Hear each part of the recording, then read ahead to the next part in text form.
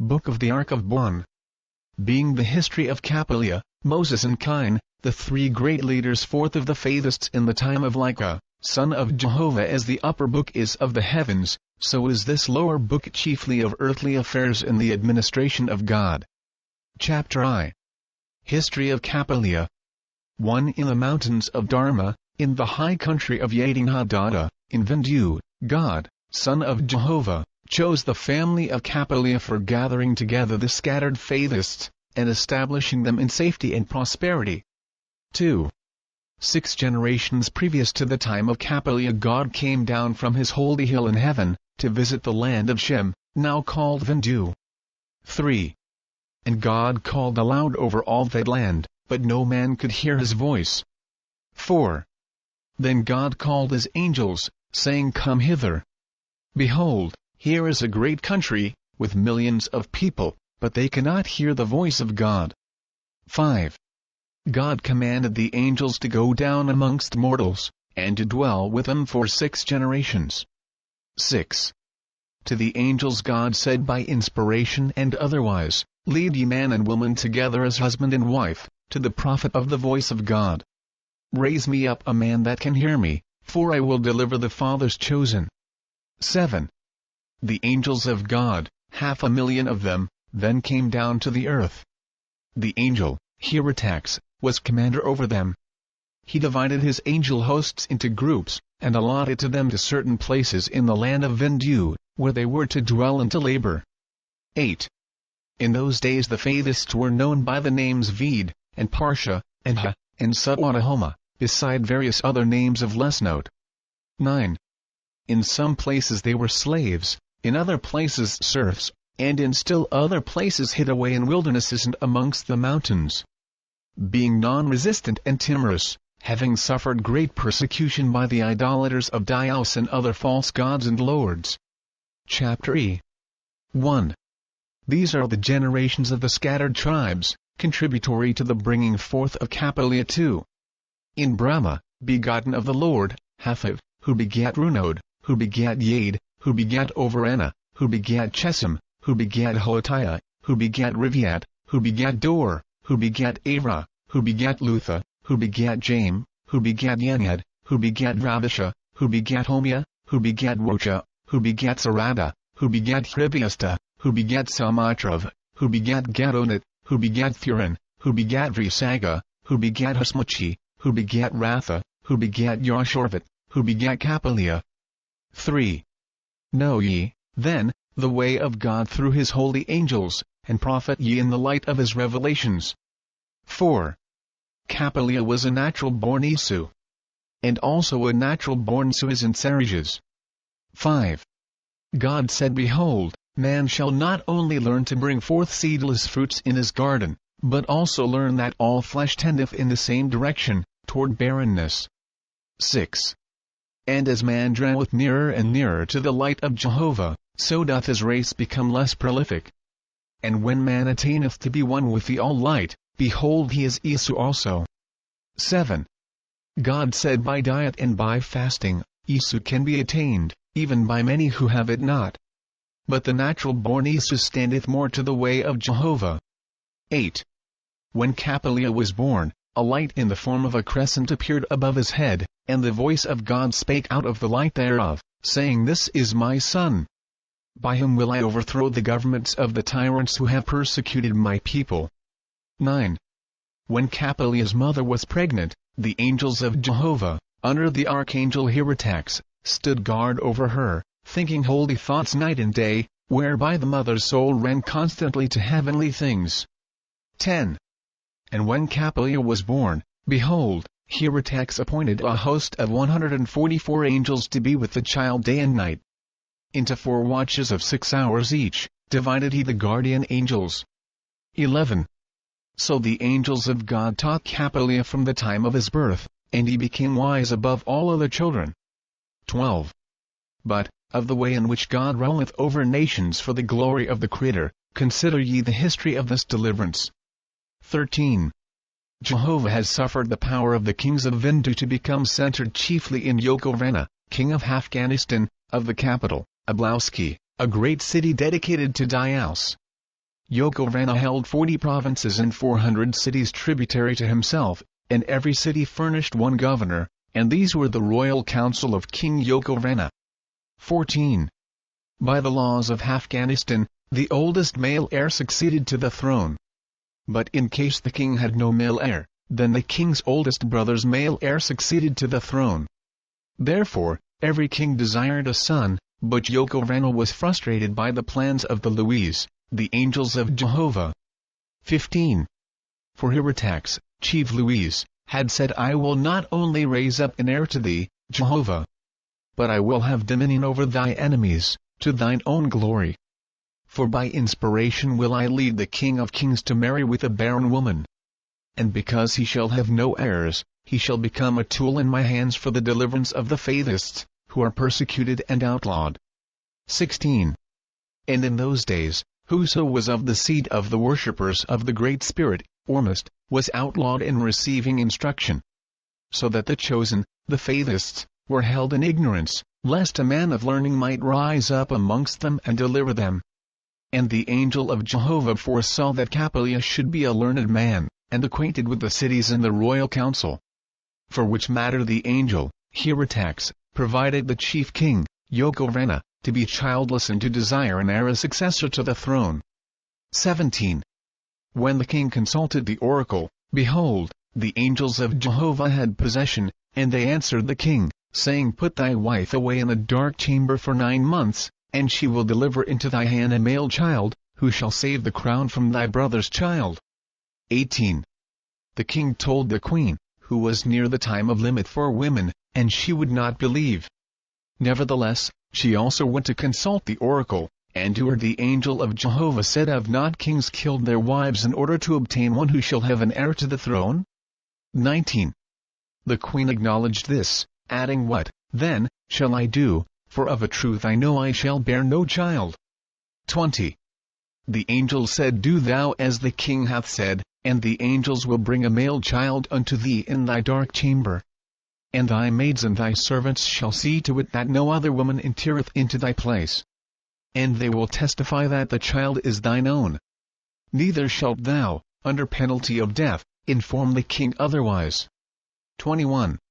On the other hand, the angels of Jehovah foretold the father and mother of Capilya, even before his birth, that the child would be carried away and given to the king, Yokorana, known for his cruelty as the most hated of men.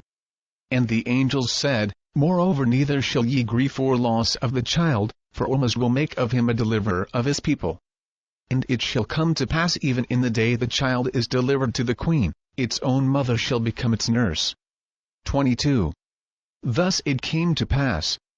And in the time of the birth of Capilya, the angels carried him into the city of Oahspe, into the king's palace, and to the queen's arms, in the dark chamber.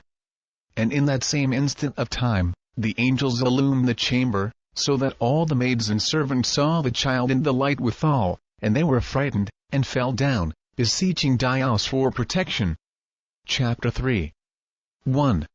When Yokorana went to the temple to do sacrifice, the high priest besought him to consult the oracle in reference to the child, and for his kingdom's sake.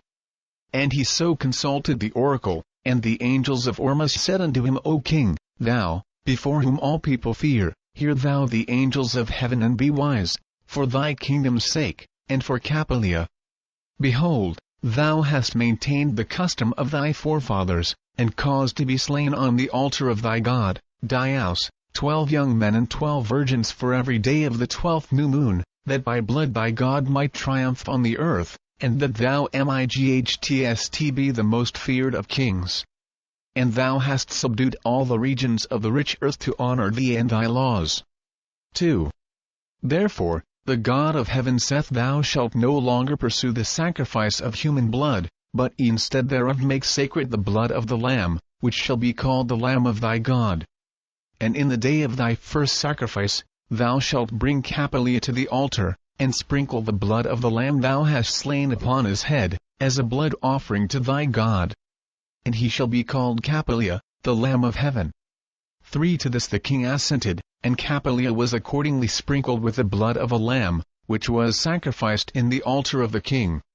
Thus ended the first of the evil edicts of the evil gods of Hindu. And from that time after mortals were no longer sacrificed to the gods, by consent of the kings. 4. Capilya was called Yokovana's son. And he was taught all things which it was lawful in those days to teach a prince. And because he was prepared for the throne, he was made acquainted with the kings and governors of all the tributary cities and countries in the land of Hindu. 5.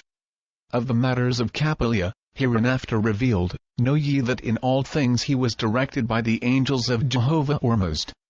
6. When Capilya had attained maturity, he besought the king for leave to travel, saying to the king, Is not the greatest wisdom that which cometh by the eye and the ear? And is it not wise that he who may some day become king should acquaint himself with his kingdom whilst he is yet young? For then, he will not only see and hear better than if he were old, but he will have time to weigh the nature of the government, as to its best adaptation to the people. 7. To this the king replied, Thou art already wise, my son. Thou knowest sufficient of the earth and her people according to the laws of the ancients. Therefore to travel for wisdom's sake would be great folly. Thine eyes and ears are too sharp already. Better is it for thee that thou seest not the people of thy kingdom. For the time may come when thou shalt need to use great severity upon them. Therefore, to be strange with them, thy sympathy will not lead thee away from justice. 8. Capilya said, Thou reasonest well, O king. And because thou art wise, have I no credit in being wise also? For it must be true that a son hath his wisdom from his father. And since thou hast so wisely put me off with thy arguments, answer me this: is it not profitable to a young prince, before he hath the cares of a mighty kingdom, to go abroad and enjoy the pleasure of the world? 9. The king said, There are but 3 pleasures in all the world: eating and drinking is one. Sleeping is another. The presence of women is the third. Why, then, shall a man go abroad? 10. Capilya said, And yet thou hidest the true reason as to why thou desirest thy son not to travel. 11. The king said, If thou tell me the true cause, then shalt thou go whithersoever thou desirest. 12. Capilya said, First, then, I will say to thee that I rejoiced because thou didst deny me. For I so loved thee, O king, that I knew no joy but to remain with thee.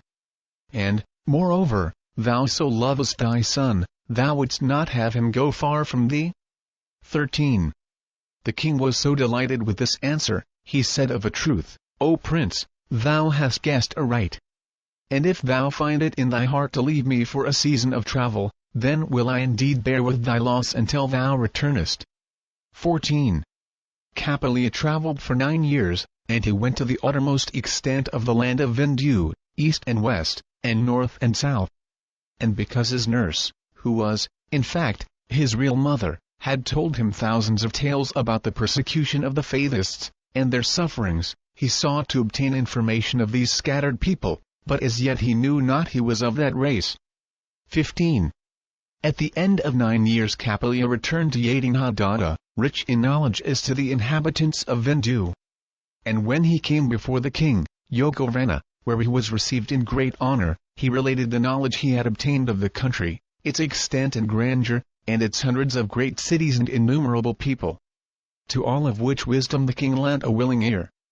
And he declared Capilya was the wisest and most learned man in all the world. 16. And now was come the time when God, Son of Jehovah, came to establish Jehovah, and begin the deliverance of the Faithists, and to collect them together in the places designed for them. Chapter IV. 1. The word of Jehovah Ormuzd came to Capilya, saying, Son of heaven, hear thou the voice of the ever-present. Capilya asked, How sayest thou? The ever-present? 2. Jehovah Ormuzd said, Behold me. I am not of the king's laws. I am the maker of kings. They have made a law against me, the ever-present. They have scattered my people. They have denied my people the right to obtain knowledge. 3. Capilya said, Mine eyes and ears have proved these things. What shall thy servant do? 4. Jehovah said, Thou shalt deliver the slaves unto freedom, and provide them places to dwell together, according to the laws of the ancients. 5. Capilya said, O Ormus Jehovah, why hast thou put this upon me, thy servant? Why gavest thou not such matters into the hands of the Vicks? 6. Jehovah said, Thou art thyself of the race of Faithists, and have been prepared for this labor from the time of thy birth. Go thou and find thy nurse that cared for thee in infancy, and when thou hast her alone, say to her nurse, The voice of heaven hath come to me, saying, Capilya, thou art of the race of Faithists, how sayest thou? And the nurse will say to thee, My son. My son. Alas me! Thinkest thou I would buy thy death, or thy mother's death? For is not such the law? 7. Capilya went and inquired of the nurse, and she said to him, My son, my son. Alas me! Thinkest thou I would be thy death, or thy mother's death? For is not such the law? Capilya answered, Such is the law. But tell me the truth, and I swear unto thee, both under the name Dios and under the name of thy God, Jehovah Ormus, that thy words shall be secret with me, as the gods will. Am I an adopted Vicks? 8. The nurse said, Behold, thou hast loved me all thy days. From mine own breasts wert thou fed. Shall I, then, lose thy love, and so die of a broken heart? 9. Then Capilya made oath before the gods, and thereafter she answered him, saying, I am thy mother, O prince. The angels of the ever-present came to me in the moment thou wert born, and carried thee into the queen's arms. And the king knew not even to this day but thou wert his. 10. Capilya said, Why hath this been done unto me? 11. The nurse said, Hearken, O prince. The king's wife was barren. The king desired a son who should be heir to the throne. 12. Capilya interrupted, And thou barteredst thy flesh and flood with the queen for this? 13. The nurse said, Patience, O prince. I am of a race that owneth only one king, the ever-present. Respect me, therefore, till thou hast learned the whole truth. The angels of Ormus came to me before thy birth, saying, Alas, the chosen people are persecuted and abused, scattered and despised. But because they are faithful and most virtuous, the ever-present will come and deliver them. Then I said unto the angels, What is this matter to me? Behold, I am myself but a servant, and can do nothing. 14. Then the angel answered, saying, Thou shalt have a son, and shalt call his name Capilya. And he shall be the deliverer of thy people. For which purpose he shall receive great learning. But because great learning is denied to thy people, thy son shall be adopted by the queen, and the king, believing it is his own son, will render unto the child learning and power also. 15. And I said unto the angel, Flesh and blood of me are nothing if I can thereby serve Jehovah Ormus. 16. Capilya said, Since thou committedst me to thy God, then am I indeed his. Now whilst they were yet talking, Jehovah spake to Capilya, saying, I am not come to give new doctrines unto men, but to rescue my people from bondage, and to restore equal rights unto the inhabitants of the earth. For this purpose wert thou, O Capilya, sent into the world. Because thou wert of the race of the Faithists, my voice hath come to thee. 17. Because the king imagineth thou art his son, and loveth thee dearly, thou shalt not suffer from his hand. Go, then, whither I will lead thee, and it shall be testimony to thee, that I am the ever-present, moving them by means of the Spirit to come to thee. 18. In due time the prince departed from home, not advising the king of his purpose. And he went as Jehovah led him, and came to Oahspe, near the river Vezuthata, where there was a forest, with meadows interspersed, and he found a camp of 4 families of wandering Faithists, and they were famished with hunger, and were ragged. 19. The prince, seeing they feared him, said, Be not afraid. I come not to persecute or drive you hence. As ye perceive by my dress, I am a prince, judge ye not me to be your enemy, come to destroy you. For, by the same power ye were led hither, am I come also. This land do I bequeath to you, to be yours forever. Cease ye, therefore, traveling about, but begin and till the soil. 20. Yadatheka, the Rabbah, said, How sayest thou? Thou wert brought hither by the same God? Then, of a truth, thou knowest the signs and passwords? 21. Capilya said, None of these things have I learned. But even as there is a legend amongst thy people that one would come of Jehovah and restore his chosen people, so declare I unto you, I am he. That thy ruler is my ruler. Take me in private with thee, O Rababah, and the ever-present will give the signs and passwords, and thus prove me. 22. Moreover, I say to thee in prophecy, ere 3 suns have risen and set, there shall come to this place hundreds and hundreds of thy people. Now when the Rababah had examined Capilya, and found that he had the signs and passwords, he wondered exceedingly. The prince then caused wood and stone to be laid in the form of a crescent, and its size was sufficient 4 seats for 100 people. He said, This is the altar of Jehovah Ormuzd. Let us sit this night, for the Father's voice is with me. 23. During the day, many more came. So by night there were 100, men, women and children, and the prince commanded them to sit about the altar of Jehovah. And presently the voice spake in the midst of the altar, saying, This is my son, of whom it hath been prophesied, one would come to restore my people. Behold, I am the ever-present, and not in the figure or image of a man, but I am the all-space and place, doing my will through my angels and through the souls of men. Be ye steadfast in righteous works and love toward one another, and most just to a fraction with all other peoples. With you will I establish myself, even as in the ancient days with your forefathers. 24. Capilya then appointed the oldest Rababah as chief of the altar. And this was the first established family community since many 100 years, that was assured by a prince that they should not be driven off. 25.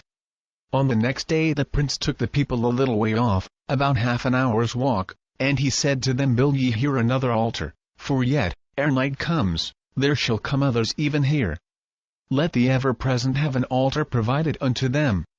Accordingly the people fell to in faith, and built another altar. And when it was finished, and the sun gone down, there came many wanderers, Faithists, to the place. 26. Capilya said unto them, Come ye to the altar of Ormuzd, for he desireth sacrifice of all whom he blesseth. And they went in and sang, and prayed, giving thanks to God. Jehovah said, Suffer him, I have sent unto you to build 3 more altars at like distances apart. For I will bring my people together for 3 places of sacrifice. 27. On the next day there came many more wanderers, who had escaped from the province of Anasan, where a war was being carried on against raiders from Tebet, the high mountain region. And Capilya built altars for them also. And to them he also appointed Rababahs and chief Rababahs. 28. Now, behold, they were without food, and many had been famished for many days. Capilya, perceiving that some of the people were suspicious of him, said unto them, Whoso hath faith in me of Jehovah, let him stand with me this night, for the Father will manifest unto us. 29. Not more than 40 came to the place designated. For they feared Capilya was an impostor. And when they were assembled, Capilya tried them, and found of a truth they had faith. And he said unto them, Stand in a circle and join hands, and I will stand in the midst. Yet I know not what the Great Spirit will do for us. 30. And when they were thus standing, Jehovah sent a cold wind, and there came down from heaven an abundance of ahima, sufficient to feed the whole of the people for many days. Neither knew any man of what ahima was made. But it was savory and nutritious. 31. And the people came and ate, and also gathered up the ahima, and carried it home. Capilya said unto them, Because Ormuzd hath done this, go ye into the altars and return thanks unto him. 32. And the people did as commanded. And from this time forth not one of them lacked faith in Capilya. And thereupon he said unto them, This place shall be called Oahspe, for it is the first colony Targatu in all the world where the Father hath fed his people with his own hand. So the place was called Oahspe, which, in Vedic, would be Sudacii speak with food. Chapter v. 1. For 40 days Capilya remained in Oahspe, teaching and helping the people. And on the 40th day he said unto them, I go now. The Father desireth me. Be ye faithful unto Jehovah, and maintain the sacrifices worship. the eye of Jehovah is upon you. His ear heareth not only your spoken words, but the thoughts in your hearts. In time after this I will come again unto you, and restore your rites and ceremonies. 2. Jehovah said unto Capilya, even as thou hast done in Hosagoeth, so shalt thou do in Tebeth-Claverath. For thither will I also bring my chosen from the province of Usatra. 3. So Capilya went to Tebeth-Claverath, where were assembled more than 700 Faithists. And they feared him, saying to one another, is this not someone sent of the king to entrap us? 4. But when Capilya beheld they feared him, he said unto them, he who hath faith in Oahspe feareth nothing in heaven or earth. For the Father appointeth a time unto all peoples, nor can they make it more or less. Thratona, one of the Rabbis, said unto Capilya, art thou indeed one of us? Capilya said, because I am as I am, I cannot answer thee. If I say I am of thy race, then will not thy people be restored to liberty. For I would suffer death, being a teacher of thy people. If I say I am not of thy race, then thy people will not have faith in me. 5. I say unto thee, I am but a man, even as thou art. Neither am I pure and good. For there is but one pure, the Creator. Therefore, put thy faith in Jehovah, and wherein my words and labors are good, render unto me even as to any other man, nor more nor less. And yet, even as thou believest in the ever-present, so do I, as thou believest not in a man God, so do not I. 6. Are not all men brothers, and created by the same Spirit? Because the kings acknowledge not this doctrine, they persecute and outlaw thy race. To restore thy people, who are my people also, am I sent into the world. My labor is now upon me. And for that purpose am I here with thee and thy people. 7. This land, around about, I bequeath unto the Faithists. And they shall settle here and till the soil, and reap the harvests, and shall not be driven away. And in time to come I will provide teachers, and the Faithists shall have the right to obtain knowledge. 8. Capilya built altars for the multitude, saying to them, first of all, thou shalt dedicate to God all things thou puttest thy hands to, for without the rites of bestowal upon the Great Spirit, thy people cannot be in harmony. To neglect the rites is to neglect all things. Know ye the doctrines of the ancients? 9. None of the Rabbis could answer Capilya, and so he said, Oahspe provided your servant with great learning. For this am I sent to you. Know ye, then, the doctrines of the ancients, even from the time of Zarathustra and Brahma. 10. To rise with the sun. To bathe the body once every day. To eat no flesh nor fish.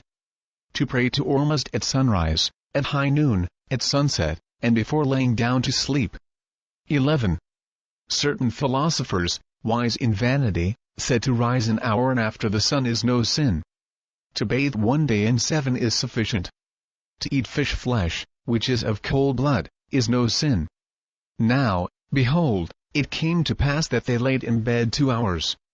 They ceased to bathe altogether, and as to eating, they halted not with fish flesh, but ate of all flesh. And sin came upon them. By their behavior they cut themselves off from the Father. 12. Be ye scrupulous in following the texts. And as to him that openeth the door for disobedience, have nothing to do with him or his philosophy. 13. Capilya asked, why doeth one man a good act rather than a bad act? Why doeth another man a bad act rather than a good one? The Rabbis said, the first is the speech of Oahspe. The second is the speech of Satan. For as these dwell in men, so do they manifest. 14. Capilya said, I am pleased with the answer. For which reason I have before commanded you to build altars and do sacrifice. For these are the expressions of your souls, which testify ye rather would serve the Creator than the Destroyer. 15. This was also of the ancient doctrines of Zarathustra. But certain other philosophers, vain in self-knowledge, said, cannot a man worship in the soul, and without building an altar of stone and wood? And the multitude hearkened unto them. And they afterward went further, and said, why worship at all? So, they fell in darkness. A soul without an outward expression of worship standeth on the brink of hell. 16. To see an altar, as we pass along, enforceth upon us the thought of worship, and of Oahspe, the Creator. It leadeth the soul upward.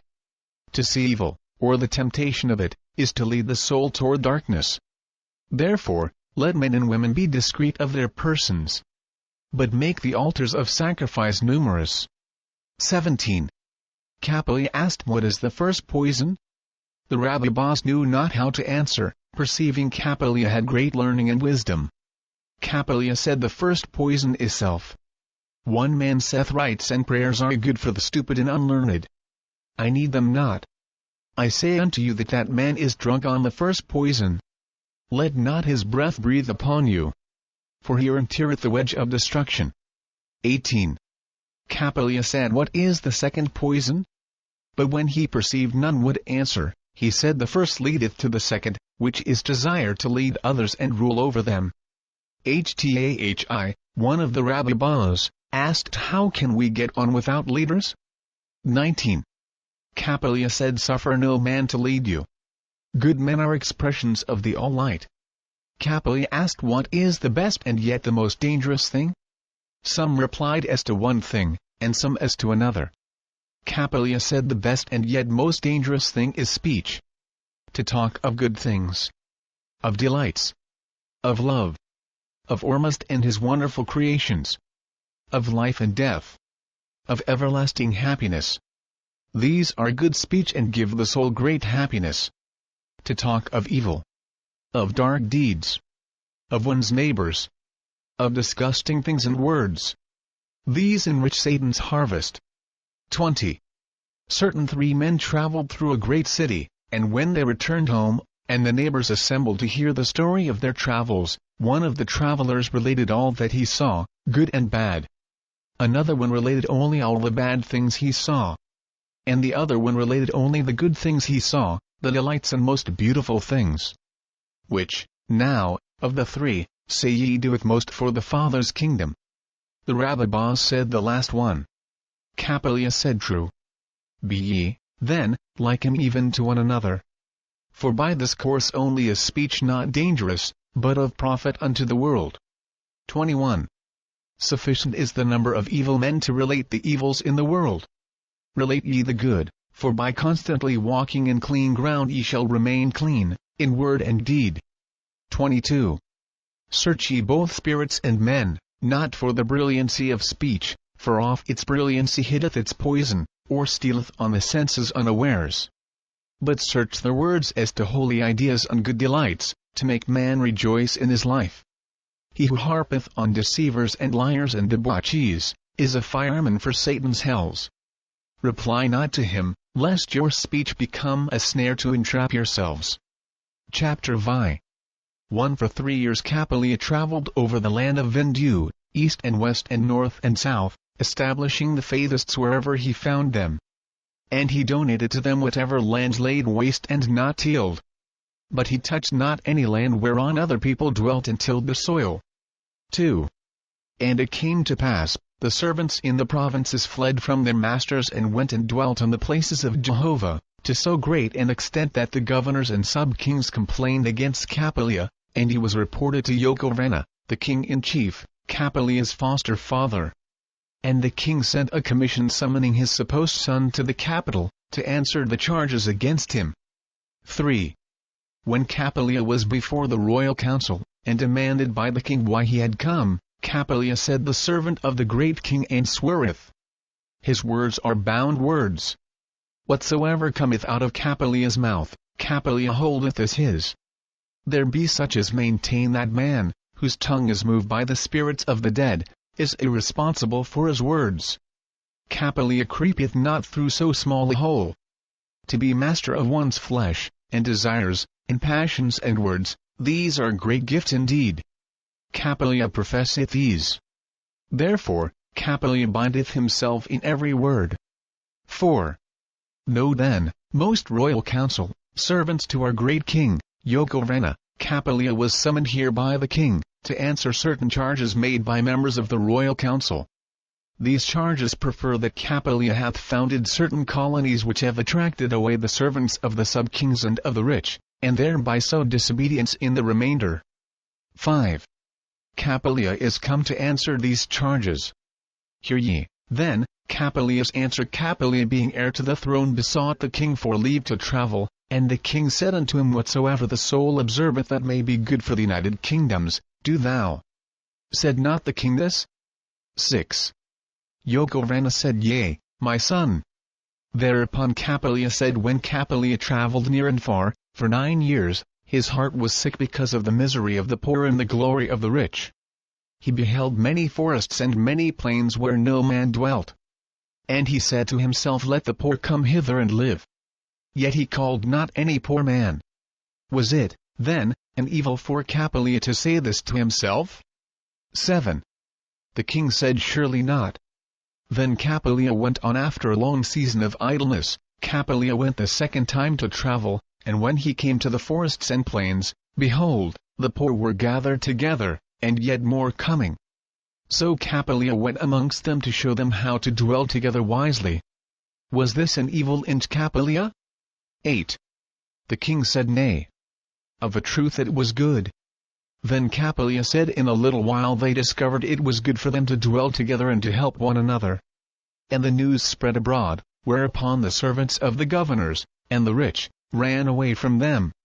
Is it not just to say of the king and governors and rich men that they are driving their servants away from themselves, because of hardships which are greater than the hardships of the gods? 9. The king said, A good proof. But why sayest thou, the gods? These people for the most part believe not in the gods. And many of them, I hear, are believers in the Great Spirit. Capilya said, Thou sayest truly, O king. But that is their matter, and not Capilya's. The king said, Thou art right, my son. But how sayest thou of education? Shall not the laws be maintained? 10. Capilya said, Art thou the king? Or merely the servant of the dead? Shall Capilya call him father who is only a servant to carry out the laws of the dead? If so, then hath Capilya sinned against the law. But hear ye, who are of great learning. Do ye obey one law of the ancients and not another? The law of the ancients was that with the death of the king all laws died, and whoso became king afterward must need make new laws of his own. The law against educating the Faithists is a law of the ancients. Let Capilya's accusers find which they will. For if they stand by the laws of the ancients, then, indeed, have we no laws, and no king nor sub-kings. If they repudiate the laws of the ancients, then Capilya hath not sinned against any law. 11. Yokovana said, Thou art acquitted, Capilya. The laws of the ancients cannot bind thy king nor the king's kings. Touching these matters, then, the royal council shall make new laws. And since Capilya hath not contrived any law, neither shall the new laws interrupt the orders of the state as they now are. 12.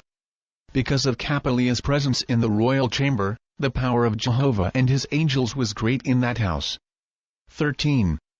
After this manner, that followeth, were the speeches of the sub-kings and governors to permit great learning to the Faithists is to overthrow Dios and his reigning gods and lords. For by great learning will the Faithists ultimately become members of the royal council.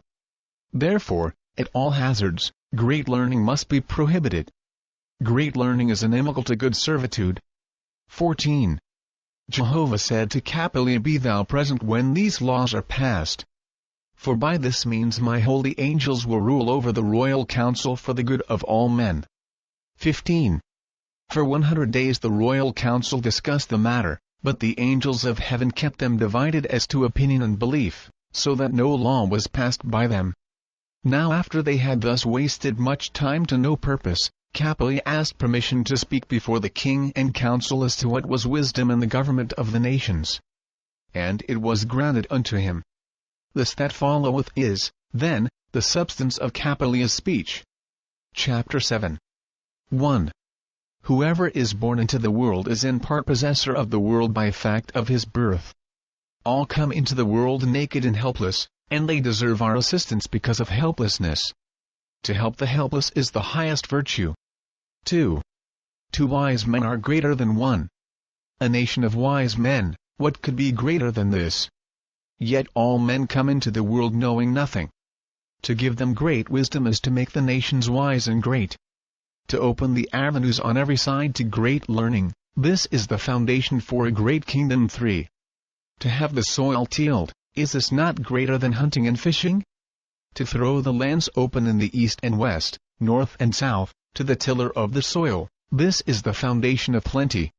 When the poor and ignorant are supplied with what to eat and to wear, with a place to live, there is little crime, but great virtue. And such a great strength in that kingdom. 4. To hold more land than one can tell is to sin against them that have none, who have not wherewith to live or to earn a living. Yea, such a one is an enemy to the nation. 5. There are two kinds of governments. One is government for the government, and the other is government for the people. The latter government the people will endorse, and by their wills make mighty. The former government seeketh to make itself mighty at the expense of the people. Such a government is in the throes of death. 6. To make government and people one, as to prosperity and peace. This is the highest government. For the government to render unto the people bountifully, as to land and water, and as to great learning, and to music, this is the wisest, best government. 7. What man is there that loveth not liberty, the chief of all desires? Can a government abridge this without crippling itself or forfeiting the love and co-operation of its people? To bestow liberty, and maintain it unto all people, this is the greatest good thing a government can do. 8. But who shall say what is liberty, and the end thereof? A man shall not have liberty that offendeth his neighbor, or depriveth him of virtuous livelihood. No man should run naked. Nor should a man have liberty to go into another's field and take his harvest. How, then, shall the government take a man's possessions against his will? But he who hath received great learning will not offend by nakedness, nor by taking that which is another's. 9. What, then, is greater than for a government to bestow great learning on the people? It is not enough to say to the poor, here is land. Feed yourselves. But men of great learning shall be sent amongst them, showing them how to till the soil, and how to build, and to keep themselves pure in soul and body. For great learning is not in the books only. Nay, there be men of great knowledge as to books, who are themselves gluttons and debauchees, and bigots, and tyrants, and base authority. Such men have not great learning. In fact, but great vanity. 10. Two kingdoms, lying side by side. In the one are great philosophers and colleges, but the multitude are in want. In the other kingdom there are no philosophers as such, nor colleges. But the multitude have plenty. The latter is a kingdom of greater learning than the former. For of what consisteth great learning, but in knowing how to live wisely? A few philosophers are not a nation. To bestow such knowledge on the people as will enable them to live wisely and be happy to a good old age, this is the labor of the best, great government. 11. It is a common saying that such and such a king is a great king, because, forsooth, he hath founded colleges. And this is no small matter. But how much greater is the king who founded 1,000 poor families, and taught them how to live wisely? 12. To make a law to prevent liberty, to bind slaves more rigidly, is to weaken the nation, to weaken the kingdom. For, see ye, a man had 10 servants, and they were free. Then he bound 9 of them with chains, and complained because they served him not well. He was a fool. 13. To labor for oneself at the expense of the state, is to rob the state. To hoard up possessions is to rob the poor. What treasure hath any man that he can take out of the world? Better is it to give it whilst one may, for tomorrow we die, leaving it to them that earn it not. 14. The highest peace is the peace of the soul, which cometh of consciousness of having done the wisest and best in all things according to one's own light. For after all, is not the earth life but the beginning, wherein we are as in a womb, molding our souls into the condition which will come upon us after death? In which case we should with alacrity seize upon the passing of time and appropriate it to doing righteous works to one another. Chapter 8. 1. When the king and the royal council beheld the great wisdom of Capilya, they were struck dumb in their seats. After a while the king said, was it not by blood that our forefathers established Oahspe, scattering the Faithists with great havoc? Shall we gather up the escaped races and nurse them and have them turn upon us and bite us? Shall we not with our valiant arms defend Oahspe? 2. To this Capilya answered, sufficient unto his own battles is the God of Vindu. If the king must need fight Oahspe battles, then Oahspe is a weak god indeed. Heaven forbid that Capilya believe in such a god, or labor for one so weak. 3. But thou art right, O king. By blood our forefathers established Oahspe. But where is there, either in ancient or modern learning, a commandment that Oahspe shall be maintained by blood? Didst not thou thyself receive a commandment to stop the sacrifice of human blood on the altar? Is it, then, indeed a holier place on the battlefield, that these things must continue? 4. Man loveth vengeance. And more for this than for righteousness he desireth to inflict or destroy others. Nevertheless, all things are answered accordingly as they are. Vengeance answereth vengeance. Blood answereth blood. War answereth war. And the same rule applieth to virtue, which begetteth virtue. Love, which begetteth love. Peace, peace. Good works, good works. For in these things our souls play a greater part than do our external bodies. 5. One of the royal council said, how sayest thou of rites and ceremonies? Capilya answered, without rites and ceremonies the spiritual person of the state and of the community, and of the nation, is like a man that hath thrown away his clothes, and then, with disgust, drowned himself. As the soldiers of the army have drill, which is discipline, so shall the worshippers have rites and ceremonies, which are the drill to keep one's soul in reverence for the Creator. 6. But it falleth not to my lot to say unto you what rites or what ceremonies. For these also come under the head of liberty. 7. Another one of the royal council asked, some men, who are bad men, have great pleasures and enjoyments. Some men, who are virtuous and wise, have great trials and misery. What, then, is the prize which thy philosophy offereth to them that practice righteousness and good works? 8. Capilya said, could thine eyes see as mine have seen, or thine ears hear as mine have heard, then it were easy to answer thee. Nevertheless, I declare unto thee a great truth, which is also revealed in the doctrines of the ancients, that this is not the real life, but the embryonic state. And many that have great pleasures and enjoyments in this life, waken up as babes in heaven. Whilst many who are virtuous and wise, but suffer great misery, in this life, wake up in heaven in strength and glory. More are trials and exertions to be desired than ease and enjoyment. For the former causeth the soul to look upward, but the latter causeth the soul to look downward. Nevertheless, severe trials are a great injustice to any man. 9.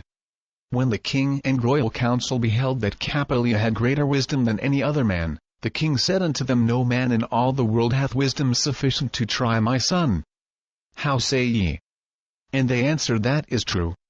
Whereupon the king said, Capilya, hear thou the king's decree, and it shall be a law unto thee in all the kingdoms of the world, which is, that thou hast been tried by the greatest king on the earth, and art acquitted and declared to be above the dominion of mortals.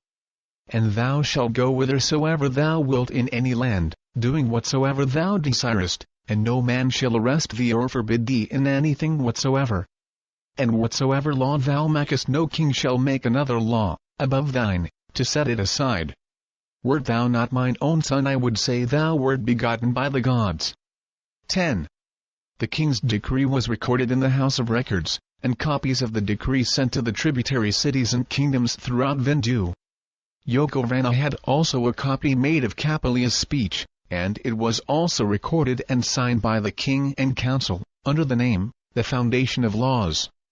11. Jehovah said to Capilya, I have suffered this land to endure war for hundreds of years, that they might be ready for this. Behold, they are not slow to accept doctrines of peace and liberty. 12. Capilya inquired concerning the laws, and Jehovah said, trouble not thyself more. My hand is upon the king and council. They will pass laws endorsing what thou hast said. Go forth, then, my son, amongst my chosen, and thou shalt establish them anew in rites and ceremonies. Chapter X 1. When Capilya had come to West to Cha, Jehovah said to him, Send messengers into 12 colonies which I will name to thee, to the chief rabbis thereof, summoning them hither, for thou shalt teach them alike and like. 2. The colonies were Tidais, Welot, Hadarax, Thowaka, Dormsdata, Gibalatu, In, Vemista, Vrakihi, Ebutha, Ewan and Sravat, and each of them sent the high priest Rabbiba with 3 accompanying Rabbibas, so that in all, there were 13 chief Rabbibas, and 39 Rabbibas. And Capilya caused them to put on red hats, without brims, after the custom of the ancient Zarathustrians. 3. Jehovah said to Capilya, Choose thou 20 damsels who are young and well grown, and 20 dames who have borne children. And these shalt thou adorn with blue hats with ear flaps, after the manner of the daughters of the Zarathustrian law. 4. When Capilya had them clothed with hats and aprons, he caused the Rabbibas and the women to go with him to the summit of a mountain, so that they might not be approached by idlers or spectators without due warning. And on the summit of the mountain Capilya said, When ye were babes, I prayed for you. Now that ye are mature, ye shall worship the Creator with your own words. Bring, therefore, every one a stone, and cast it down, for it shall be an altar before Jehovah for our sacrifice. And as I do, do ye. 5. They all took stones and cast them in a pile. And when they were yet standing near, Capilya raised his hands to heaven and said, Father, when I was weak, thou providedst for me. My mother and my father and my Rabbiba prayed for me, and taught me of thee. Wherefore I praise thee with thanks and glorification. Now that I am strong, I stand upright before thee and praise thee and pray to thee with mine own words, and not as the heathen who have priests to pray for them. 6. Because thou madest me a man-woman, I will labor to prove myself before thee. As I have here cast down this stone, let it stand as my covenant to thee, that I will from this time cast away earthly passions and desires. And because I have raised up both my hands unto thee, lead thou me, O Father, in the right way. 7. When they had all repeated these words, Capilya walked once around the altar, followed by the others, and he said, Jehovah, or Most Almighty, glory be to thee forever. Thou art on the mountain top and in the valley. Thy circle is the circumference of the world. I walk in the circle with thee. Thou art forever by my side. Thy light the glory of my soul. Praise him, O ye mountains and valleys. Sing to him, thou moon, and ye stars. His hand holdeth ye up. His breath moveth all things. 8. In thee I live. Of thyself madest thou me. O that I may not dishonor thy handiwork, or make myself ashamed before thee. Because thou art ever present, I fear thee. Because I cannot hide from thee, I will be most circumspect in my behavior. 9. Capilya then sat down on the altar, saying, Go ye hence a little way, and then return, that I may teach you how to approach the altar of Jehovah. The people did as commanded, and when they came near, Capilya said, Who cometh? 10. Now herein are the questions and answers as Jehovah taught his children through Capilya. 11. A worshipper of Jehovah or must behold the altar of my people, who are known by their piety and good works, and in helping one another. 12. Who is Jehovah? 13. The ever-present. He filleth all place and space. He created me alive, and taught me to adore him and his works. 14. Why comest thou to this place above any other? If he be ever present, why not worship him in any other place? 15. He sendeth guardian angels to abide with his children who are pure and good. These angels desire certain places and times, wherein my soul may be given to Jehovah. Through his holy angels he teacheth me in wisdom and love. 16. Why not worship the angels themselves, since they are thy guardians and benefactors? 17. To call not on the name of any angel who is Lord or God, is my religion. But to call on Jehovah, the Great Spirit. Whoso calleth on the name of angels, or lords, or gods, will be answered by them, But whoso calleth on the Creator will be answered by him, who is the All-Highest. 18. How can Jehovah answer thee? Hath he lips, and tongue, and mouth? 19. Jehovah is the soul of all things. He speaketh the soul. His voice hath had many names. By the heathen and the idolater he is called conscience. 20. What profit hast thou in worshipping him? 21. I am so created. Because of the fullness of him in me, I desire to express my adoration, and to commune with him.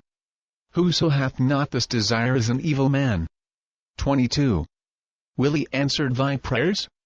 Turn aside from his usual course and come especially to thee more than to another? 23. As a horse drinketh water from a trough and so enlargeth himself, so doth the soul of the righteous man drink from the everlasting fountain, Jehovah, and the soul of man thus enlargeth and accomplisheth in answer to its own prayer. Nevertheless, it all cometh from Jehovah. Neither turneth he aside from his usual course, for he is ever present, and thus answereth the prayer of the soul of man. 24. What prayers answereth he? And what prayers answereth he not? 25. He answereth the prayer for purity and love and wisdom and virtue. Whoso prayeth to him for permission to do good unto others, he answereth without fail. He answereth not selfishness, nor the prayers of the wicked. Wherefore the wicked say he answereth not prayer. 26. Capilya said, My beloved, when ye approach the altar of Jehovah, ye shall repeat the wise words I have taught you. But not aloud like the idolaters, but in whisper or low voice. 27. What is the worship of Jehovah's chosen? And wherein differeth it from the heathens? 28. Jehovah's chosen stand equal before the Father, and everyone shall work out his own resurrection, both in this world and the next.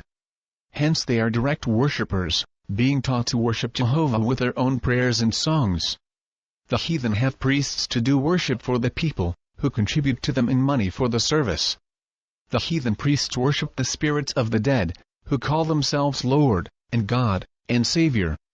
The chosen children war not, resent not by violence, but answer evil by good, and practice charity and love. The heathen, the worshippers of God, and of Lord, and of Dios, and all other idols, practice war, maintain armies of soldiers, who are taught the art of killing with great havoc. They build monuments to men, and otherwise blaspheme against Jehovah. They teach that Jehovah is void, but that he made himself into Dios, a large man, and then created all things, after which he retired to his throne, leaving certain laws to govern his works. 29. What is the Zarathustrian law of life? 30. To eat not flesh of anything Jehovah created with the breath of life. To bathe once every day. To rise with the morning sun, and be temperate in all things. 31. What is the Zarathustrian fatherhood and motherhood? 32. To have but one wife. To have but one husband. To maintain sacred the maternal period. 33. What was the Zarathustrian compensation? 34. All things belong to Jehovah. Man is but his servant.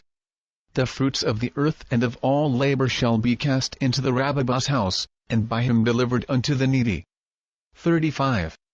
Why were the Zarathustrians persecuted and destroyed? 36. Because they resisted not by violence, and because they worshipped not the idols of the heathens. 37. Had they no way of saving themselves? 38. To that end Jehovah gave them certain signs and passwords, whereby they might know one another, and in time of distress assist one another to flee away. 39. Why did not Jehovah preserve his chosen people? 40. By the laws of circumcision the Faithists could only marry amongst themselves, in order to preserve a knowledge of Jehovah foremost amongst mortals. They who were holy were preserved. They who went after earthly things, and after the idolaters, were cut off. But even in this Jehovah profited the seed of the Faithists, by raising up heirs of sons amongst the heathen. 41. Capilya said, Teach ye these things to your children from their youth up, and enjoin it upon them to teach them to their children. Chapter X. 1 Jehovah said to Capilya, "Thou shalt remain with my chosen until they have learned these rites and ceremonies and doctrines. After which thou shalt go to another region whither I will lead thee, and there teach the same things, and in the same way." And Capilya obeyed the commandments of the Great Spirit in all these things. 2. In the 5th year of Capilya's preaching, the voice of Jehovah came to him saying, "Behold, thy foster father is near death's door. Go thou to him and have the law of protection established before his death. And after his death, and when thou art king, thou shalt ratify the law, and then abdicate the throne." 3. So Capilya returned to Oahspe, the king, who was ill with fever. The king said, "O my son, I feared I should die ere mine eyes beheld thee. A few days more, and it will be over with me. Thou wilt be king. Bethink thee, what wouldst thou ask of me, whilst yet I may accomplish it?" 4. Capilya said, "Call thy royal council and pass a law guaranteeing Brahmins, the Zarathustrians, Faithists, the lands they have possessed and tilled and are now dwelling on, to be theirs forever." 5. The king assented to this, and the law was so enacted. And this was the first law granting land unto the Faithists, to be their own, by any king in all the world. And the law stipulated that the Faithists should worship in their own way. Neither should they be impressed into any army as soldiers of war. 6. After the law was established, Oahspe said unto Capilya, "I was wondering why thou didst not wait till thou wert king, and then enact the law thyself, and it could not be set aside during thy lifetime? I will die soon, and the law will die with me." 7. Capilya answered, "I shall ratify thy law on the day I ascend the throne, which is binding, according to the rules of the ancients. Had I waited until I was king, then I had been bound, according to my religion, which is that no one individual possesseth land, save what he tilleth, and then only by donation from the community in which he dwelleth, and only during his lifetime, after which it reverteth to the community." 8. Oahspe said, "Thou art wise, O my son. What is it that thou understandst not?" After the king rested a while, he said, "Capilya, thou hast often said thou hast seen the angels of heaven. Who sayest thou they are?" 9. Capilya said, "Persons who once inhabited this earth. Some of them once lived on the stars." 10. The king said, "Since thou sayest so, it must be so. I thought, sometimes, they might be different beings that dwell in the air, and never dwelt here. Sayest thou, Capilya, all souls are immortal?" 11. Capilya said, "They are so born into life. Nevertheless, not all inherit everlasting life. Even as the body goeth into destruction, so can the spirit of a man dissolve out of being. The fruit of them that have attained to faith in everlasting life is safe. But for them that have fallen from faith in everlasting life, and from faith in the Creator, I pity them and their heirs." 12. The king said, "Why do the oracles tell lies? They are the words of angels." 13. Capilya said, "If a man will not think for himself, examine for himself, the Creator suffereth him to be the recipient of lies. He is a wise man who hath attained to disbelief in angels and men. For then he will turn to the Creator, who is all truth. This is the beginning of wisdom. Some fair men, with stunted souls, who look not about doing good in the world, require the serpent's fang in order to make them think." 14. The king said, "I have killed many men in my day. Sayest thou I have sinned?" Capilya said, "Inquire thou of thy Creator. I am not thy judge, nor any man's." The king asked, "If a man be killed and his soul live, then the killing amounteth to little. We put away the body, but the soul may come back and retaliate. Is it not so?" Capilya said, "Yea, O king." 15. The king reflected a while, and then he asked, "My son, can the spirits of them we have slain catch us in heaven and injure us?" Capilya said, "Yea, O king." The king said, "And they having been in heaven first would have the advantage in battle. And if they go in gangs and have a leader Satan, they might do a great hurt. Know thou, Capilya, I have a great secret for thy philosophy. Which is when death draweth near, we begin to shake in the soul as to what we have done all our lives. Sometimes I think of saying to Dios here, I will pray thee. But then I remember I have no merchandise which he would accept. How strong we are in health and prosperity, and how weak in adversity and in death. Say yes, thou prayers would make my case stand better in heaven? 16. Capilya said, I am not master in heaven. Or if I were, my love to thee would shield thee from all darkness. The king said, the priest saith if I pay him money he can intercede with Dios and so secure me a high seat in heaven. I think he falsifieth, for Dios oweth him nothing. Two things I have found, even with my little wisdom. The caterer to the king and the caterer to the Dios make great pretenses, but do but little as to their promises. These two men, O my son, beware of them. 17. I owe my greatness more to this discretion than to wisdom. They are at the bottom of all wars and evils in this world. They can deceive even the gods, I am told. When thou art king, Capilya, put thy wisdom in this matter. Spare them not. They are the curse of the world. I regret that I slew not more of them. My conscience pricketh me for this. 18. Capilya said, man's conscience being only part of the man, may it not err? Is not the conscience dependent for wisdom on other things? And after all, if we have done that which seemed the highest, best thing at the time, have we not fulfilled the law? 19. The king said it would seem so. Conscience must depend for its errors or its justice on the education it hath received. But may not conscience be a disease in the heart? To regret for not having done a thing. To regret for having done a thing, these are irreparable complainings. Whoever can say beforehand, and yet not err, is wise indeed.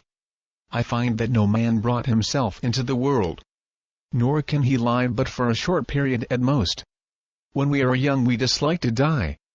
But at my great age I desire not to live. Evidently he who created us hath more mastery over us than we have over ourselves. 20. Capilya said, that is true. Man at the best hath not more than half mastery of himself. Yogavrana interrupted, saying, I interrupt thee, my son, because my time is short. I would ask thee, what is the greatest consolation to a dying man? 21.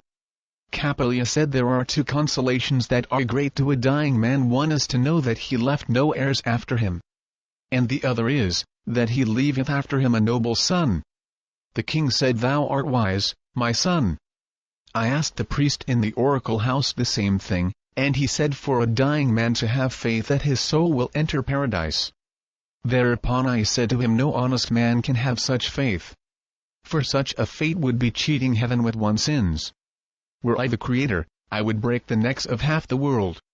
Still it may please a foolish dying man to tell him such a tale as regardeth the soul. Thou alone, my son, hath told me the greatest consolation to a dying man. 22. My slaves may have faith that they will be kings, but they will wake up in their folly. A man may have faith that his soul will enter paradise, and he may wake up and find it was a mistake. Faith without a guarantee is folly. 23. Capilya said, a man to know a thing of his own knowledge hath the greatest of all wisdom. To be as thou art, a philosopher in time of death, is evidence of a great soul. Few have attained to this. 24. The king said, before thee I am nothing as to wisdom. Thou art a mystery to me. Thy mother, whom the doctor slew to put her out of her misery from long sickness, was not wise. And as to myself, I am only great, not wise. I can make men fear me. But thou knowest the secret of love, which is a great thing. Thy name, O Capilya, will be honored long after mine is forgotten. Yet I am the greatest king in all the world. O thou, my most wonderful son! 25. Capilya said, because thou gavest me great learning and a father's kingly care, why should I not be an honor to thee, O king? When thou art in heaven, and can look upon me, I hope thou mayest not lose thy hope for me. 26. The king said, it seemeth not wise to me that angels should see too closely their mortal kin, or else, forsooth, they would never raise up to higher heavens. The seers say heaven and angels are about us all the while. I think this is a lie, otherwise it would be more hell than heaven to them. 27. After the king rested a while he said, I have been surmising what to say to thee, for I feel the blood in my veins is nearly stopped. And this maketh me think more than ever that man at best is but a gaming ball for the gods to play with. Who knoweth, perhaps even now they laugh in their sleeves as to how they have used me for some hellish game. Oh, that man had some standpoint to judge things by. Oh, that he had a measure and a foundation to stand upon. I have searched the spirits of the dead, and the gods of the oracles, and they are lies, lies, lies. 28. Capilya said, the small spark of light within our souls is right at the start. And if it be rightly cultivated it will grow brighter and clearer every day. For is it not in the nature of all things to grow by culture? 29. The king said, to rightly cultivate. There is the matter, O my son. To settle that point the world hath been washed all over with man's blood. Rightly. Who knoweth that word? Oh, that mine enemies were mistaken, and that I was clear in perceiving what was right. 30. Again he rested a while and then he said, I had hoped when death came on, I should get glimpses of what is in store for me. But even death is silent and dark and deceiving. My members weaken evenly. This showeth I was begotten of good blood. Hadst thou not been my son I should rejoice more than I do. For then I should know that my family race had run out, and, so, I should have ascended to the higher heavens. Now I may be obliged to dwell on the earth for a long season. As I understand myself now, with all thy wisdom and thy love, I had rather thou hadst been some other man's son. Then I could die easier and not care so much about leaving thee. I have no other kin. 31. Capilya said, O king, thou hast rent my heart in twain. Of a truth I am not thy son. When thy wife laid in the dark chamber, the angels of heaven stole me and brought me thither. She who nursed me was my mother, and her husband was my father. I am a Brahmin of Zarathustrian blood, a Faithist. 32. The king said, Is this true? It cannot be. Go call thy nurse. Capilya called in the nurse, and the king said to her, Ere I doom thee to death, I charge thee, is this thy son, and is thy husband his father? She answered him, I am sworn to Jehovah and cannot answer thee. Therefore sentence me, for I have carried a great load many a year.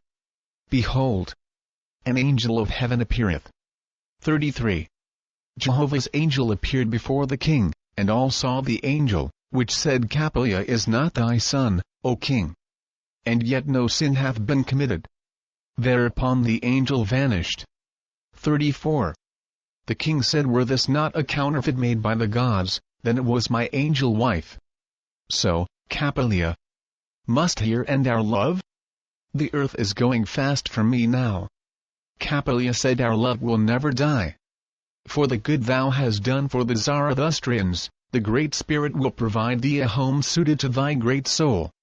If thou hadst any faults, thou hast more than balanced them. 35. The king beckoned for Capilya and the nurse to come to him, and then he said, Feebly it seems to me I hear the gods laughing. Keep ye up the joke. My brother's oldest son knoweth nothing of it. A kingdom is but a farce. Hold me up, Capilya. I would have mine eyes feast on the sky only, after having seen thy sweet face. 36.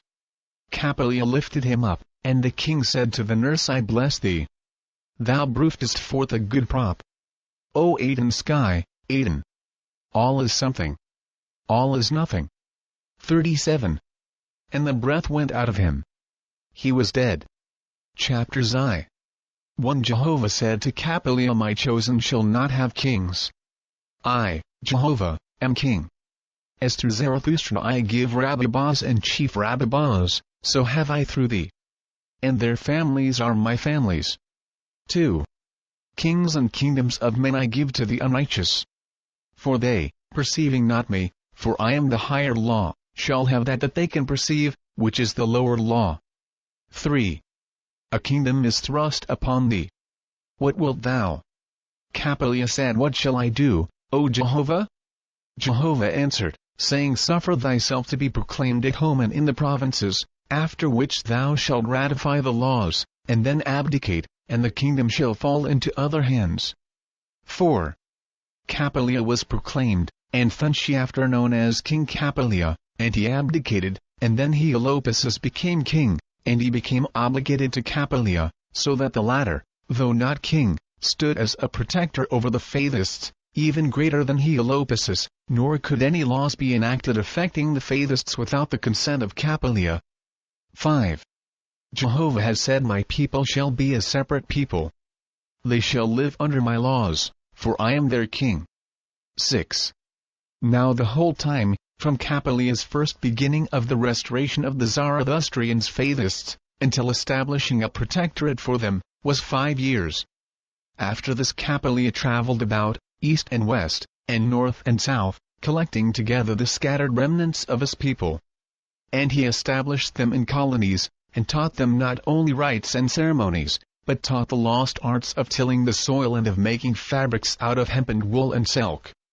And he established schools and provided teachers for the people. 7.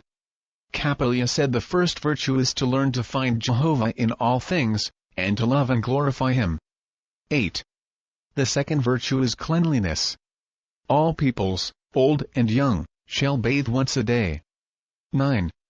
The third virtue is to eat no fish nor flesh, nor other unclean thing. For of what profit is it to bathe the outer part if one putteth filth within? 10. The fourth virtue is industry.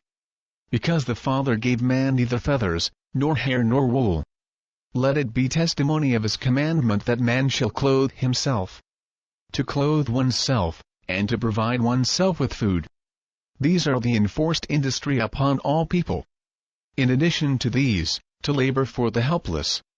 To bathe them and feed them, and house them and clothe them. These are the volunteer industries permitted by the Father that ye may prove your soul's worthiness before him. Without industry no people can be virtuous. 11.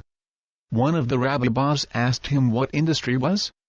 To this Capilya replied, to keep one's self in constant action to a profitable result. To rise before the sun and bathe and perform the religious rites by the time the sun riseth. And to labor thereafter not severely but pleasantly until sunset, this is industry. The industrious man findeth little time for Satan's inspiration. 12. The fifth virtue is of the same kind, which is labor. There shall be no rich amongst you, but all shall labor. As ye develop your corporeal bodies unto strength by reasonable labor, so doth the act of labor develop the spirit of man to profitable growth for its habitation in heaven. For I declare unto you a great truth, which is, that the idle and the rich, who labor not with the corporeal body, are born into heaven helpless as babes. 13. The sixth virtue, which is greater than all the rest, is abnegation of oneself. Without abnegation no man shall have peace of soul, either on earth or in heaven.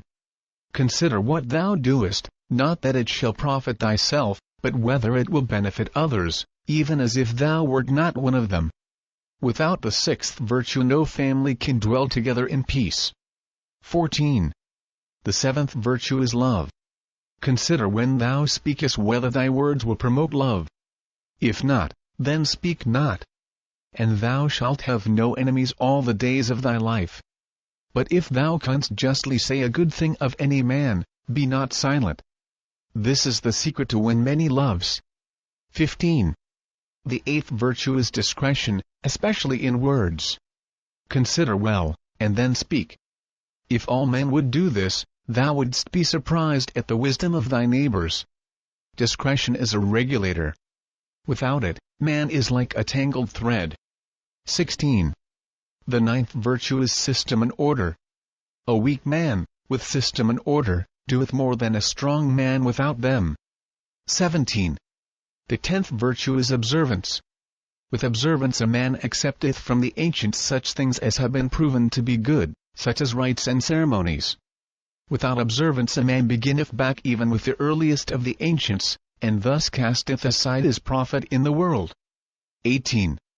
The 11th virtue is discipline, the discipline for the individual and the family. He who hath not discipline is like a racehorse without a rider. a time to rise, a time to eat, a time to pray, a time to dance, a time to labor. These are good in any man.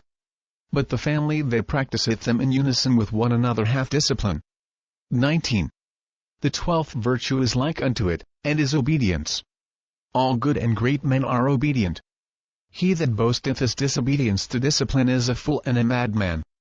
Greater and better is the weak man of obedience, than the strong man of defiance. For the one promoteth the harmony of the family, but the other ruptureth it. 20. Consider these 12 virtues. They are sufficient laws unto the whole world.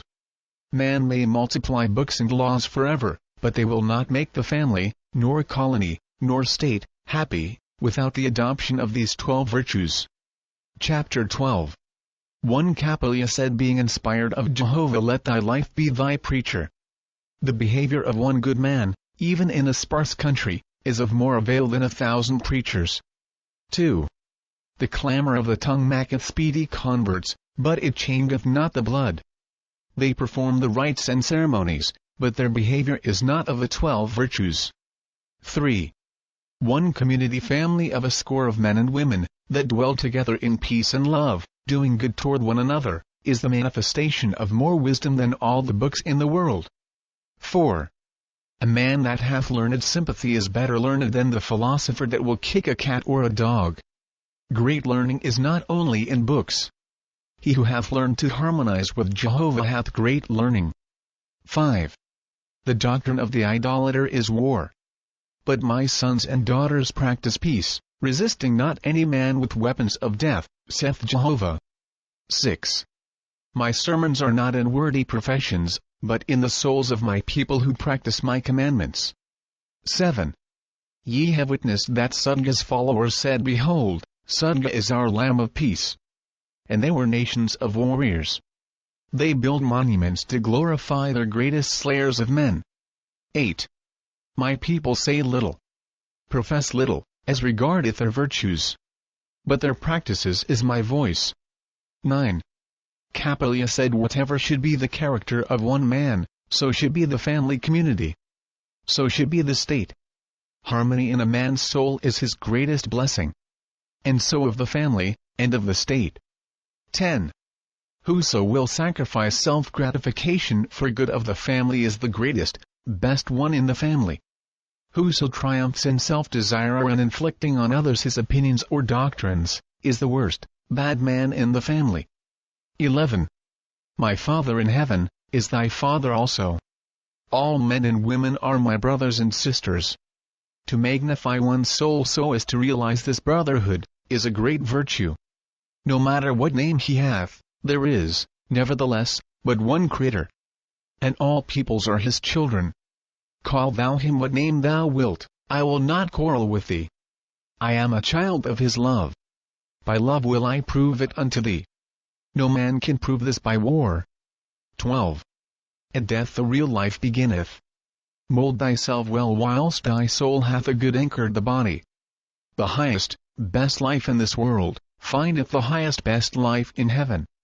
To love thy Father who created thee. Virtuous happiness is little more than this.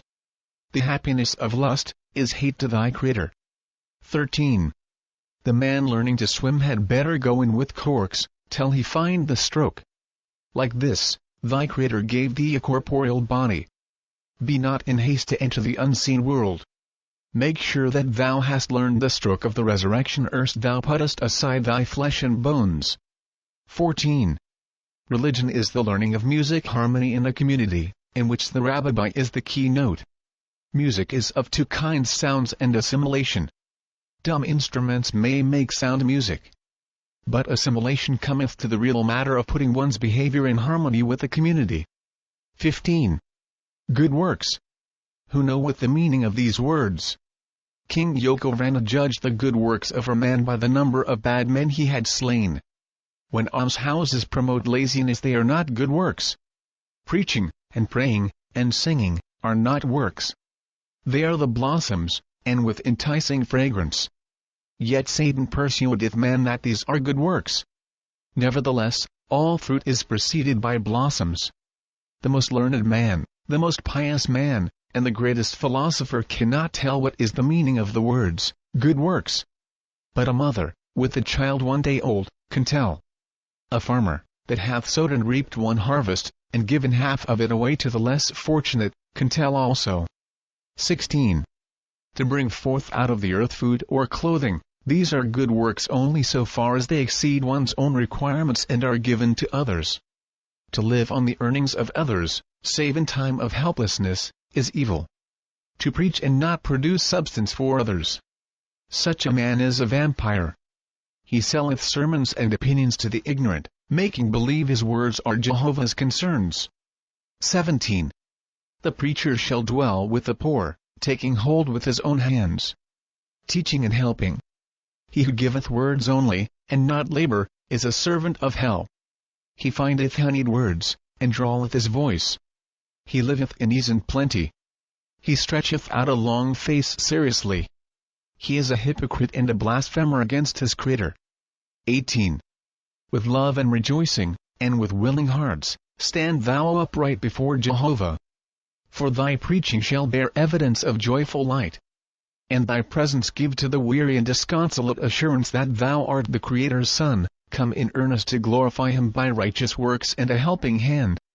19. Besides Capilya's book of maxims, the quarter of which is not here related, he also restored the Zarathustrian commandments and the songs of Ivanhoe. Nor since 2000 years were the children of Jehovah so well standing before the world. And peace and plenty came upon the land of Vindu, even greater than in the days of Brahma. 20. Thus closeth the history of Capilya, who was led in all things by Jehovah, through his angels, even to the words he uttered, though oft he knew it not. Such is it to walk with the Creator. Now whilst this was going on in Vindu, the Creator also labored through his angels in the land of Egypt, with Moses, of whom hear ye. Chapter 13. History of Moses of Egypt. One God commanded his Louise, in the high heavens, saying, Descend ye to the earth, to the land of Egypt, and raise me up a son capable of my voice. 2. The angels descended as commanded and searched over the land of Egypt and in the adjoining countries, examining into the flesh and the souls of men. And they called unto God, saying, The land of Egypt is overrun with spirits of darkness druges, and mortals have attained to see them. And they dwell together as one people, angels and mortals. 3. God said, Go ye amongst my chosen until ye find a man capable of understanding betwixt truth and fable. Him inspire ye to an woman for my voice. 4. In Alakas the Louise found a man, Baxa, a Phonekine, a Faithist, born a Suez, and they said unto him, Why art thou alone in the world? Baxa said, Alas, mine eyes have never seen God. Mine ears never heard him. I am searching for God in the life of a recluse. 5. The Louise perceived what manner of man he was, and they led him to take an woman to wife, and she bore him a son, Hasumat. 6. The Louise guarded Hasumat till he was grown, and they spake to him, trying him also as to his power to distinguish angel voices. 7. Him they also inspired to take an woman to wife, and she bore a son, Sachebel, who was guarded in the same way. And the angels inspired Sachebel, to marry Taratha, of the line house of Zed. Taratha bore a daughter who was named Adamas. And Adamas bore a son by an Ahin father without marriage, and she called his name Levi, signifying joined together, because his toes were not separate on the right foot, nor the fingers separate on the right hand. And Levi grew to be a large man, larger than 2 large men. 8. Levi, being of the 4th birth of Ahin blood, was not acknowledged an heir of the chosen race, the Faithists. Therefore Levi established a new line, which was called, the house of Levi. 9. Levi, not being eligible to a Faithist wife, was inspired by the Louise to take an Ahin, Matissa, to wife. Matissa bore him a son, Kohath, who, at maturity, was admitted to the order of Ava, the 3rd degree of Faithists, whereupon he was circumcised, and afterward called an Israelite, the name given to the Faithists of Egypt. 10. Kohath took to wife, Myra, a devout worshipper of Jehovah. Myra bore him a son, Amram, who took to wife Jochebed, sister-in-law to Kohath, and she bore him a son, who is Moses. 11. Before Moses' birth the Louise perceived that he would be capable of the Father's voice, and they called unto God, saying in the next generation, Behold, thy son will be born. Chapter 14. 1. In these days in Egypt there were houses of records, where the affairs of the state, and of the king and governors, were recorded. And there were recorded also the births and marriages and deaths of people. 2. The languages of the learned were Phoenician and Parsian. But the native languages were Egyptian, Arabic and Euston and Semites. The times by the learned gave 2 sons to a year, but the times of the tribes of Eustia gave only 6 months to a year. Accordingly, in the land of Egypt what was 1 year with the learned was 2 years with the Eustons and Semitians. 3. God said, My people shall reckon their times according to the place and the people where they dwell. And they did this. Hence, even the tribes of Israel had 2 calendars of time, the long and the short. 4. To events of prophecy there was also another calendar, called the Ode, signifying ski time, or heavenly times. 1 ode was equivalent to 11 long years. 3 odes, 1 spell, signifying a generation. 11 spells 1 tuf. Tophma, the learned man and builder of the Great Pyramid, had said, as a diameter is to a circle, and as a circle is to a diameter, so are the rules of the seasons of the earth. For the heat or the cold, or the drought or the wet, no matter, the sum of 11 years is equivalent to the sum of another 11 years. 1 spell is equivalent to the next 11th spell. And 1 cycle matcheth every 11th cycle. Whoever will apply these rules to the earth shall truly prophesy as to drought and famine and pestilence, save wherein man contraveneth by draining or irrigation. And if he apply himself to find the light and the darkness of the earth, these rules are sufficient. For as there are 363 years in 1 tuf, so are there 363 days in 1 year, besides the 2 days and a quarter when the sun standeth still on the north and south lines. 5. In consequence of these 3 calendars, the records of Egypt were in confusion. The prophecies and genealogies of man became worthless. And as to measurements, some were by 3s, some by 10s, and some by 12s. And because of the number of languages, the measurements became confounded. So that with all the great learning of the Egyptians, and with all the care bestowed on the houses of records, they became even themselves the greatest confounding element of all. 6. Jehovah has said, For 2,000 years I gave my enemies a loose rein. And they have the longest line of kings in all the world. And yet in the midst of their prosperity they fall down like a drunken man. Even their languages become like a pearl that is lost in a mire. 7. Jehovah said, Because the kings of Egypt have outlawed my people, and denied them the right to obtain great learning, behold, my people are divided also. 1 tribe hath 1 speech, another tribe another speech, and so on, till they cannot now understand one another. Save, in fact, in their rites, and signs, and passwords. 8. Yea, the kings have perceived that to keep my people in ignorance is to keep them forever in bondage. But I will raise up a leader, Moses, amongst my chosen, and I will send him even into the house of the king, and the king shall give him great learning. He shall master all languages, and be capable of speaking with all my people. 9. Because the Israelites' Faithists worshipped not the gods and lords, but the Great Spirit only, and because they resented not injury done by another, they had been limited into servitude by the Egyptian laws, which had stood for 1,500 years. These laws were called the sun laws, after the manner of the division of the Oahspe system, which was 10. The sun is a central power. Its accompanying planets are satellites. In like manner the king of Egypt was the sun king, and his sub-kings governors were satellites. Osiris, the highest angel in heaven, was the sun god, that is, God of gods. For all other gods were his satellites. He revealed certain laws to mortals, and these were the sun laws. And all minor laws were satellites. A sun law extended over all of Egypt, but a satellite law pertained to the minor affairs of a city or province. But it must conform to the sun laws. For in those days the spirits of darkness taught that the sun once whirled so fast it cast off its outer extreme, and so made the earth, and moon, and stars. And this was the accepted philosophy of the learned Egyptians of that period. Because the worlds run in circles orbits, the circle was the highest measure, or sun measure. And the diameter of the circle was called the ode, a Phoenician word, signifying short measure. And this name, ode, was applied to the Israelites in satire, as the Anglo-Saxon word, odious, is used to this day. But the Israelites made sweet songs and called them odes also. 11. Amongst the sun laws were the following, to wit, the God of gods, that is, Osiris decreeth, whoso boweth not down to me shall not partake of me. Behold, mine is the sign of the circle. My enemies shall not receive great learning. 12. They shall not hold sun places be employers, but be as servants only all their lives. And these signs shall discover them. 13. If they worship not me, but the Great Spirit. 14.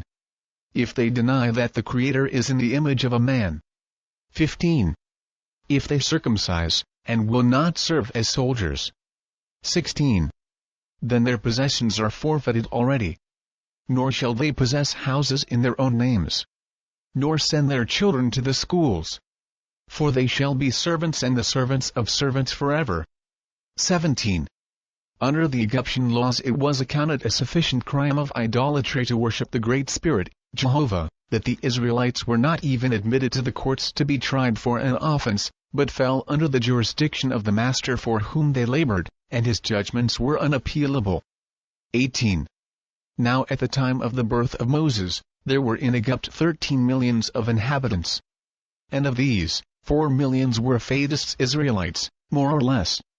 For amongst the Israelites not all were of full faith, but many, to shirk the rigors of the sun laws, professed to be worshippers of god Osiris, and they would also enlist as soldiers, and otherwise connive in the ways of men, for sake of favors.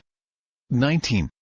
For which reason the Sun King Pharaoh feared the time might come when the Israelites might revolt against the sun laws or become soldiers and confederate with foreign kingdoms for the overthrow of the Egyptian dynasty.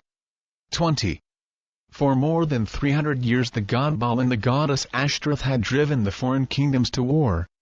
And in consequence of these wars the Faithists had fled into Egypt, and even accepted servitude rather than be slain elsewhere. 21. Jehovah has said, Behold, mine enemies in killing one another, frighten off my chosen. Now will I lead them into Egypt together and give unto them a great leader, and he shall restore my doctrines unto them, and I will afterward deliver them into lands of their own. Chapter XV. 1. The king's palace and pyramids were surrounded by a wall of stone, with 12 gates, made of wood and iron. The wall was of sufficient breadth for 12 men to walk abreast thereon, and the height of the wall was equivalent to 12 squares, about 32 feet.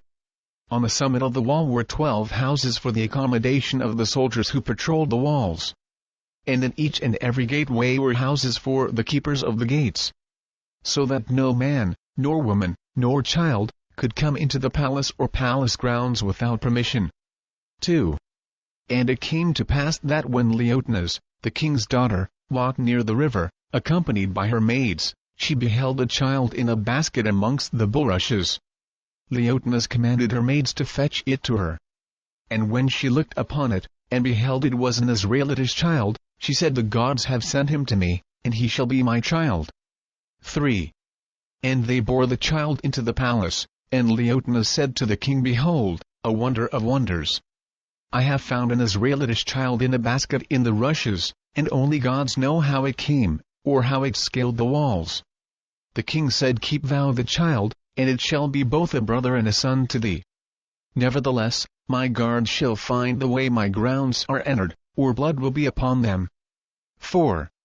Now after some days, and when the search had been completed, and no way discovered as to the manner of the child's ingress, the king issued a decree commanding 1,000 Israelitish male children to be put to death, Moses amongst the rest, unless the mother of the child, Moses, came and acknowledged as to the manner of ingress. The king allotted 3 days in which time the matter should culminate. But nevertheless the mother came not and acknowledged. 5. And the king called his daughter, and said unto her, What shall be done? Leotina said, The king's word must not be broken. Nevertheless, thou gavest the child to me, saying, Keep thou it, and it shall be a brother and a son to thee. And straightway I sent my maids and procured an Israelitish woman as nurse for the child. And I set my heart upon the child, nor can I part with it and live. Last night I consulted the oracle as to the matter, for I saw that thy mandate must be fulfilled. 6. The king said, And what said the oracle? Leotina said, Give word abroad that the nurse of the child is its mother. Now I beseech thee, O king, let it be heralded abroad that all is acknowledged. 7. The king, seeing the child, relented. And word was proclaimed as Leotina's had desired. And, moreover, the matter was entered in the recorder's house that the mother of the child had made the basket and placed it where it was found, though no reason was assigned therefor. Such, then, was the Egyptian explanation. 8.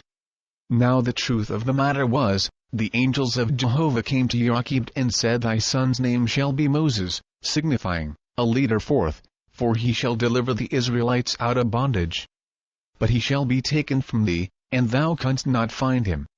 For the angels of Jehovah will deliver him into Leotina's hands. And she shall adopt him as her brother and son, and bestow upon him the education of a prince. 9.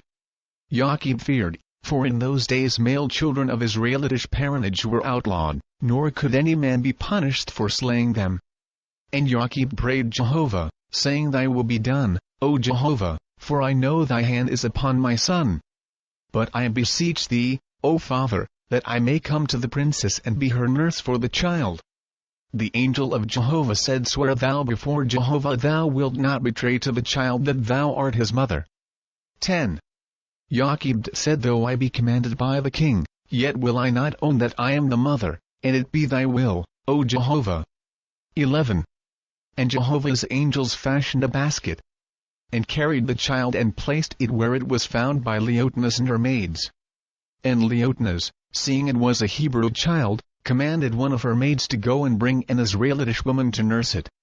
And the maid went out beyond the attack gate and found and brought Joachim, the child's mother, but no one knew she was its mother. 12. And when Joachim had come before the princess, the latter said unto her, Nurse thou the child, for I will be its mother and its sister, for the gods have delivered it into my hands. And Joachim said, It is a goodly child. I will nurse it for thee. 13.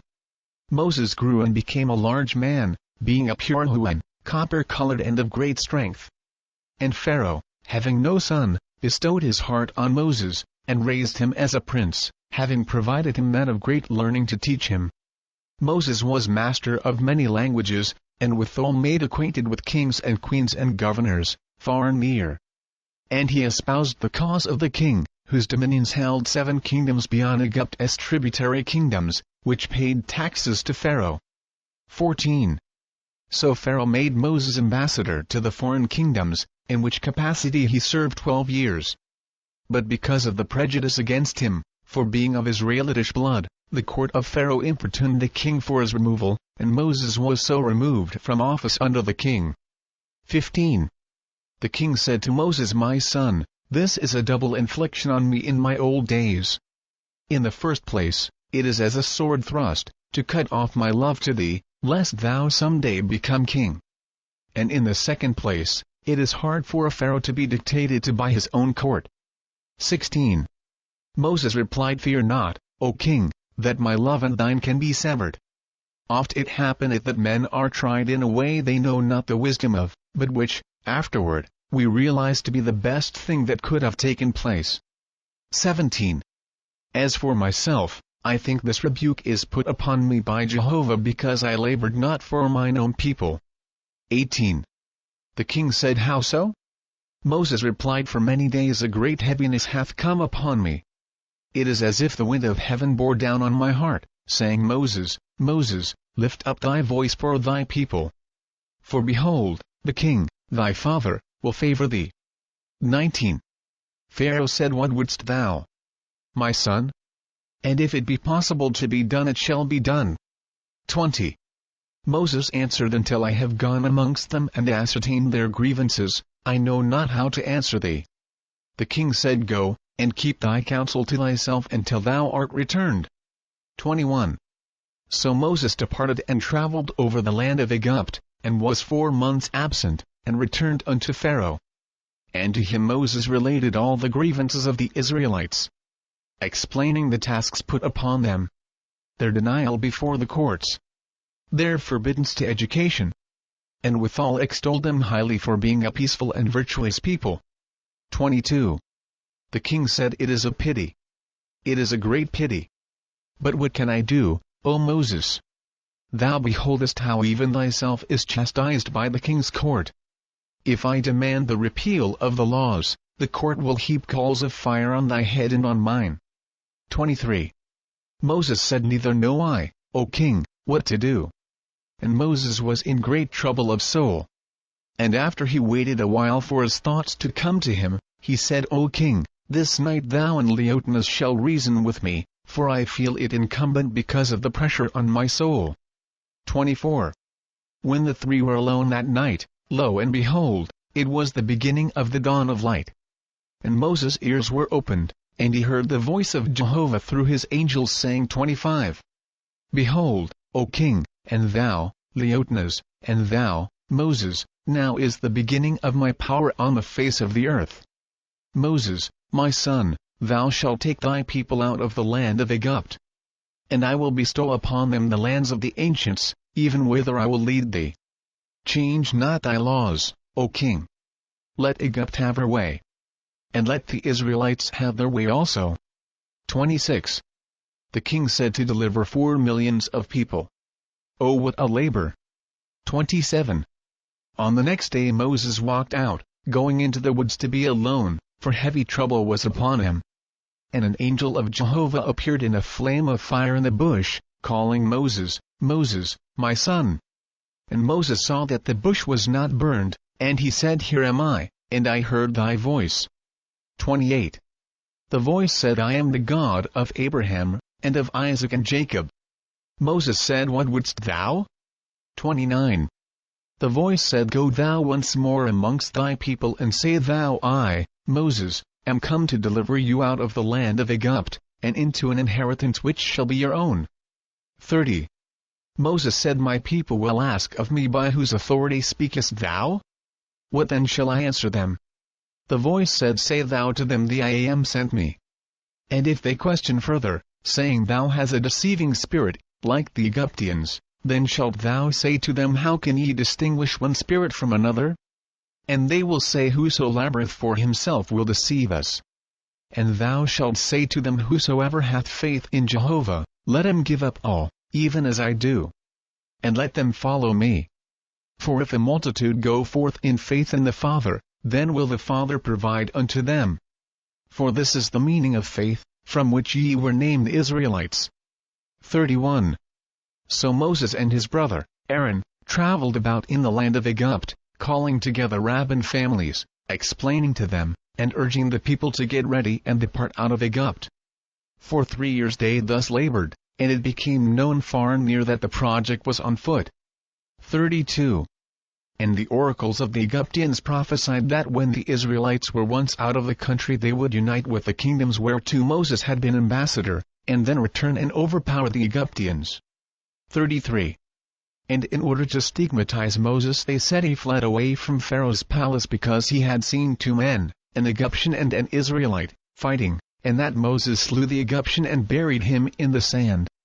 And the recorders thus entered the report in the recorder's house. 34.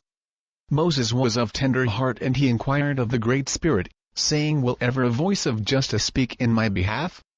Jehovah, through his angel, answered Moses, saying, Suffer thy enemies to put on record what they will, for the time will surely come when the truth shall be revealed unto men. Pursue thy course, for it shall be shown that thou dost still visit the king. Wherefore, hadst thou fled as the record state, thou wouldst not return, with the report hanging over thy head. 35. In those days Egypt was a land of glory and of misery. Hardly is it possible for words to describe the splendor in which the nobles lived. Of their palaces and chariots 1,000 books might be written, and yet not reveal all. And as to the members of the king's court, so grand were they that many of them stood not on the ground from one year's end to the other, but caused carpets to be spread wherever they desired to walk. And as to their chariots, they were bound with silver and gold, and set with precious stones. 36. Of the royal court and the nobles, there were 2,480, and they owned and possessed everything in Egypt, which was the richest country in the world. 37. The next in rank were the masters, who were servants and tenants to the courtiers and nobles. And the third in rank were the Faithists, called Israelites, who were servants under the masters. 38. And it was against the law for anyone to call a meeting of Israelites, or to incite them against servitude to the masters. For which reason Moses and Aaron violated the law of the land, nor dared any man to arrest them, because Moses bore with him the king's seal. 39. Of the miseries of the land of Egypt, the half hath never been told, nor ever shall be. For they were of the nature of the flesh, and of such kind that one may not mention them fully, for the history would also involve the beasts of the fields, and dogs, male and female, and goats also. 40. Suffice it, the people were victims of evil spirits, and had descended to such unnatural practices as poisoned the flesh, which became inhabited with vermin. And they had running sores. And only evil practices alleviated the pains. The people were subject to entrancement by evil spirits, and the latter appeared amongst the people, taking to themselves corporeal forms for evil's sake, also eating and drinking with mortals daily. 41. When Moses beheld these things he prayed to Jehovah for wisdom and strength. For thousands and thousands of the Israelites were becoming afflicted in the same way. Jehovah answered Moses, saying, because of the abundance of evil angels in this land, it is impossible for my chosen to dwell herein and escape affliction. Moses explained this matter to the Israelites. 42. Jehovah said, Moses, thou and thy brother shall return to the king, for he is worried concerning thee and thy labors. Behold, the nobles have complained before the king against thee. 43. Moses visited the king, who was sick with a fever. And the king was on his divan at the fountain in the palace grounds, and the men servants were forcing water. When the king saw it was Moses he raised up, rejoicing, and called Moses to come and sit with him. And servants ran in and told Leotinas that Moses had returned, and Leotinas came also and rejoiced to see Moses. Now whilst they were talking the king was overcome and fell in a faint, whereupon Moses raised him up and restored him. And then carried the king into the palace, and his arms carried he him. 44. Leotinas said, Moses, my son and brother, thou shalt not more leave us alone? Behold, my father is old, and he gave his heart to thee when thou wert a child. Be thou to him his son. Behold how he revives in thy strong hands. 45. Then spake the king, saying, My son, with all thy wisdom, canst thou understand a woman? Moses said, Alas, O king, save the princess, I have not studied them. But why askest thou? 46. The king replied, Leotinas had not said one word about the affairs of the kingdom. What is uppermost in a woman's heart, that speaketh she first. But as to man, he speaketh first that which lieth at the bottom of his heart. I love thee, Moses, and delight in thy presence. But my kingdom concerneth me deeply. The nobles have complained against thee for meddling with their slaves, and for this I have desired to see thee. 47. Moses said, The voice came to me, informing me of what thou sayest, and then commanded me to come to thee, for thou wert ill with fever. And the king replied, saying, If I should die before thou hast accomplished the migration of thy people, I fear my successor, Nugan, will make it hard for thee. Tell me then, therefore, how matters stand with thee. 48. Moses said, Jehovah hath planned this migration. It cannot fail. For, witness thee what proof I have found. The Israelites were looking for a leader forth, even as I was named in the basket. And wherever I have gone, the Rabbis and their families are acquainted with the matter as if it were born in their souls. 49. The king said, Everywhere the oracles declare against thee and Jehovah, saying, Thou art in the hands of evil spirits. 50. Moses said, "What are the oracles to me? To feel assured one is in a good work. This is better than oracles." Chapter 16. 1. The voice of Jehovah came to Moses, saying, "Have the king give thee commissioners who shall go in advance and examine the countries whither I will lead thee. And when the commissioners have returned, thou shalt proclaim to my people what the commissioners say, and the people will be convinced, and rise up and follow thee." So Moses asked the king for a commission of Egyptians, and the king appointed 33 men, and allotted to them 7 months to accomplish the inspection. And he gave to the commission camels and asses to ride upon, and to carry food to eat on the journey. 2. Meanwhile, Moses sent Aaron around about through Egypt, to inform the people of the commission, and also as to how they should make their outfits. And Aaron said unto the Rabbis, "Be ye circumspect as to the outfits of our people, observing that they carry not away with them anything that is another's, even to a fraction. For thus hath Moses commanded me to say unto you." 3. When the commissioners returned and made their report, which was favorable, Moses had the report sent amongst the Israelites. And Moses added, "For there be such, as, having little faith in Jehovah, will have faith in the words of the commissioners." 4. The gods of the Egyptians were not idle, and they sent word by way of the oracles to the courtiers and nobles to the effect that Moses had persuaded the king to hand the kingdom over to the foreign nations, knowing the king had no son eligible to the throne. 5.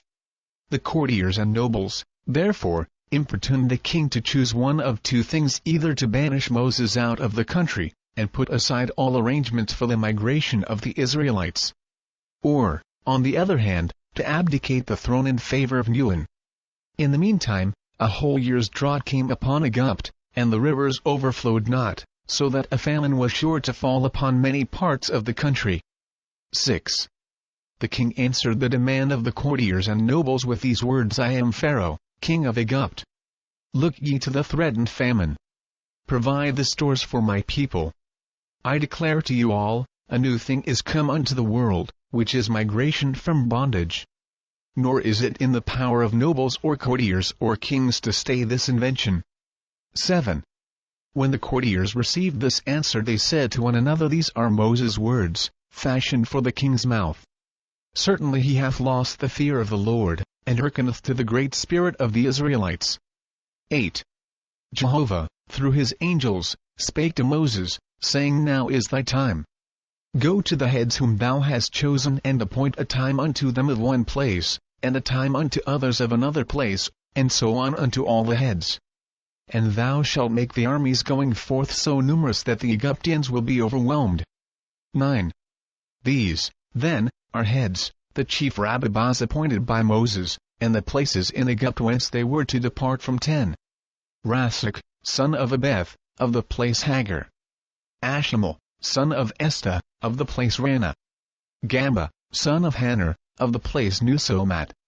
Bothad, son of Nanus, of the place Palgoth. Amram, son of Yoth, of the place Borgil. Lachitic, son of Samad, of the place Apau. Jekai, son of Kedam, of the place Hassakar. Jorvith, son of Habd, of the place Oda. Satu, son of Bao, of the place Haragatha. Tesumach, son of Aban, of the place Ra. Makrath, son of Philati, of the place Nabaioth. Hijamach, son of Tor, of the place Nudram. Phalu, son of Hagan, of the place Enitz. Shutta, of the place Ramja. Jachin, son of Rutz, of the place Mon. Tudin, son of Beriah, of the place Hezron. Osherak, son of Libni, of the place Raim. Thamaz, son of Rodad, of the place Sakkas. Misa, son of Tidias, of the place Tessim. And Sol, son of Zakkas, of the place Anais. 11. Jehovah said, "And the heads shall have notice 70 days. And they shall notify the rabbis of their places, that due preparation shall be made for the start. Nevertheless, the time appointed unto thy people shall be kept secret with the heads and the rabbis. And whatever number the rabbi can send forth, he shall notify the head. And when all things are in readiness, that number shall go forth on the day appointed, every one on the same day." 12. And Moses appointed the month Abib and the 10th day thereof, when all the people should start. And moreover, he said unto the heads, Ye shall see to it that the night before they start, even at the hour of sunset, and the moment thereof, every family shall offer a lamb in sacrifice, and every man, and every woman, and every child that can speak, shall covenant unto Jehovah in the blood of the lamb. 13. When the time of the slaughter is at hand, the family shall stand around, and the lamb shall be in the midst, bound head and foot. And when the knife is raised for the blow, no one shall speak, for that which is to be shall be the covenant of the blood of the lamb against Egypt. And when the throat is cut across and the blood flowing, they shall all say in Egypt, The Lamb of Jehovah is dead. His God shall go hence with Israel, but Egypt shall be accursed from this night. Accept this, my covenant, with thee, O Jehovah Elohim. For innocent blood hath been shed as a testimony before thee that, with tomorrow's rising sun, I rise to lie not down again in Egypt forever. 14. Thus went Aaron and Akkad, bearing this message in secret to the heads of the houses of Israel, saying unto them, Thus saith Moses, This is the commandment of Jehovah, who is Almighty. 15. And now, on the eve of success to the Israelites, the king of Egypt, being at the point of death, sent for Moses, and Moses went to him. The king said, If it should be the Lord's will to take me off before they people are gone, thou wilt have great bother. For my successor, Nugan, hath a great hate toward Israel. 16. Moses said, What, then, shall be done? The king said, Behold, the pestilence hath overspread Najot and Arabana. Thy people will be cut off from traveling by that way. Nugan and his courtiers dwell in Harboth. Moses replied, My people shall march through Najot and Arabana. Neither shall the pestilence come upon them, for the hand of the Almighty is in this matter. 17. Leotnas, learning that Moses was with the king, went in to see him. She said, O my son and brother, thou art welcome. Behold, the trials of the royal court, and the persistence of the nobles, are the death of the king. To this the king said, And still I live, Leotnas. But, alas, these were his last words, for he left, and the blood burst through his heart, and he died then and there, even in Moses' arms. Chapter 17. 1 Jehovah, through his angels, said unto Moses, When the body of the king is embalmed and put away, thou shalt go quickly to thy people. For he who cometh to the throne is under the voice of the Lord, Baal, and he will try to prevent the departure of my chosen. So, Moses left the capital and did as commanded. 2. On Nugan's being crowned, he at once issued the following decree, Behold me, I am Pharaoh, king of Egypt, and ruler of the world. God hath raised his voice in my dominion, saying, Hail thou, son king of the corporeal world, behold, I give to thee all the living that are on the face of the earth, and in the waters of the earth, to be thine, to keep forever. And I say unto thee, What is thine own is thine own, and thou shalt have dominion in thine own way, for I made all that are alive on the earth to be thine forever. 3. Whether of beasts of the field, or fish in the waters, or man on the earth, all the living I created for thee, and thou shalt possess them from everlasting to everlasting. And the life of the living gave I into thy keeping. And I said unto thee, The house of Pharaoh have I created, and it is my house also. 4. And whoever ruleth on the throne of this land, the same is my son, and is the possessor whilst the breath of life is in him. But when he dieth, and the throne fall to a successor, the rights and the powers and possessions of thy kingdom shall not die nor be set at naught. But the successor shall be my Pharaoh, whom I raised upon unto my dominions. Thus saith the Lord. 5. Now, therefore, I, Pharaoh, who am king and possessor of all the world by commandment of God, and by his son Osiris, who is dead and risen, being myself God of the earth, into whose hands are bequeathed all the living, am today, yesterday, and forever, the same everlasting King and Lord of all. And I decree unto my people, who are mine by virtue of my authority from God, that only by my gracious indulgence hath any man or people right to put one foot before the other, on this my sacred earth. 6. And whoso goeth here or there, save by the sign of the signet of my seal, shall surely be put to death. 7. any multitude of my people, who are my servants, whom the God of gods hath given into my hands to do my works, to till my earth, or to build my houses, or dig ditches, or make bricks, or gather harvest, or make cloth, or attend flocks, and to do all works whatsoever, who may design to escape out of Egypt, to go to my enemies, the foreign kings, shall be deemed guilty unto death. And if such people start forth, to quit my service, to go out of my holy land, then shall my loyal slaves fall upon them and slay them, right and left, sparing neither man, woman nor child. For thus commandeth the Lord God, whose son I am. 8. Jehovah, through his angels, spake to Moses, saying, Go thou, take Aaron thy brother, and go before the king and plead thy cause. Moses said, O Jehovah, thou Almighty, why hast thou said this unto me? I have no argument in me, like other men, nor have I courage to face a man or woman. My tongue is slow to find words till after the opportunity.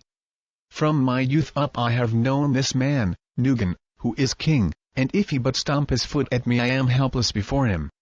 9. Jehovah said, For that reason, my son, I can give thee my words. Go and fear not. 10. Then Moses went before Pharaoh, taking Aaron with him. The king asked, What is thy will? And Moses said, I am come to beseech thee to suffer my people to depart out of Egypt. The king replied, The Lord is with me. He saith, Thou shalt not go. And I repeat the words of my God. 11. Then spake Moses, the power of Jehovah being upon him, Think not, O king, that bondage is for this world only. Here doth not the matter end. Thou hast here said in thy decree, even from the Lord hast thou spoken, saying, The life of the living gave I into thy keeping. Saidst the Lord this to thee? Wherein, then, is justice, since pestilence and death are coming upon thy people? Callest thou this keeping them? I declare unto thee, that even in the words of thine own God thou hast failed utterly, and this sin is upon thee. Suffer, then, my people to depart, that thine own shortness may not be magnified unto thee, in the afflictions which will surely overspread this land. 12. The king said, Thou hast no authority. Thou art a frozen serpent that was taken into the house of the king. And being thawed out, thou turnest to bite thy benefactors. Thou art outlawed by men and accursed by the oracles. It is said of thee, Thou hast been to Hord, and there went for sake of alliance with my high priest, Jethro, for conveyance of my lands unto thy people. Who art thou, that pretendest to hear a voice, and to be led by the unseen? Thou slave. 13. Moses said, I am not here to plead mine own cause, O king, but my people's. Suffice it, though, that even as thy Lord God standeth upon miracles, I bow not down before him. For these are evidence that thy God and thy Lord are but angels of the dead, who labor for thee in thy aggrandizement, and not for all men's welfare. 14. For I have miracles also. And whatsoever thy magicians can do, that can I do also. Have I not eyes and ears, even as the oracles? Now I declare a miracle unto thee, which is that thou thyself shalt yet not only consent to my people going out of Egypt, but thou shalt send armies to drive them out. To turn a rod into a serpent, or water into wine. Or to show the spirits of the dead, alas, O king, even they that are of rotten flesh can do such things. 15. Pharaoh said, If the oracle hear God, is not this the greatest? Moses replied, He who uttereth what an angel bid him is that angel's servant. He who uttereth a good truth hath spoken with Jehovah's voice. Pharaoh asked, Sayest thou thy words are the Creator's? 16. Moses replied, I am as all good men who speak truth. All that is good, and all truth, are Jehovah's words. In a rose he findeth expression in perfume. In the lightning his words are thunder. In a bird his words are songs. But in man, his voice is in man's words. For every living creature, and every dead thing on the earth, or in the waters, or in the air above the earth, giveth expression in its own way. Because the Father's hand is the foundation of all that is good and true. He is the I Am who sent me to thee. By his command open I my mouth before thee. and in his name declare I unto thee, thou shalt not only suffer my people to depart out of Egypt, but thou shalt send thy armies to drive them out. 17. The king said, Moses, Moses, thou art mad. For though all Egypt run blood, yet will I not do as thou hast said. Then Moses replied, I tell thee, O king, there be two powers in heaven, that which is for justice and goodness, even Jehovah, and that which is for sin and death. And if the Creator lift off his protecting hand from Egypt, she shall in that day become the plague spot of the earth. Thou dost remember, when in the ancient days, great Tothma built the first pyramid, thy forefathers decried the power of heaven. And straightway all the land, and the great pyramid itself, was flooded over by evil spirits. And then came foreign kings, and robbed and plundered Egypt. Think not, O king, these legends are but idle tales. There be gods and lords in heaven who could sweep the sea up, and drown all this country. Behold, a day is set. A night is marked out when the Lamb of peace shall die. And in that night the firstborn of every woman, and the firstborn of every beast in the fields, shall die for all the Egyptians. And in that same night not one of the Israelites shall go down in death. Jehovah saith, I will show my power through my people in the time of my covenants. 18. Pharaoh said, were these things to be, God had come to more noble quarters. Thou art beside thyself, and I banish thee, nor will I again look upon thy face. 19. Moses said, whether in this world or the next, thou shalt yet call unto me to deliver thee from torments. Nevertheless, I do thy bidding. Neither will I come to thee again, nor shalt thou look upon my face for a long season. With that, Moses and Aaron saluted the king and departed. Chapter 18. One Pharaoh called his chief superintendent and said unto him as to the Hebrew brickmakers, Thou shalt no longer supply them with straw, but they shall gather stubble themselves, and they shall continue to make the same number of bricks.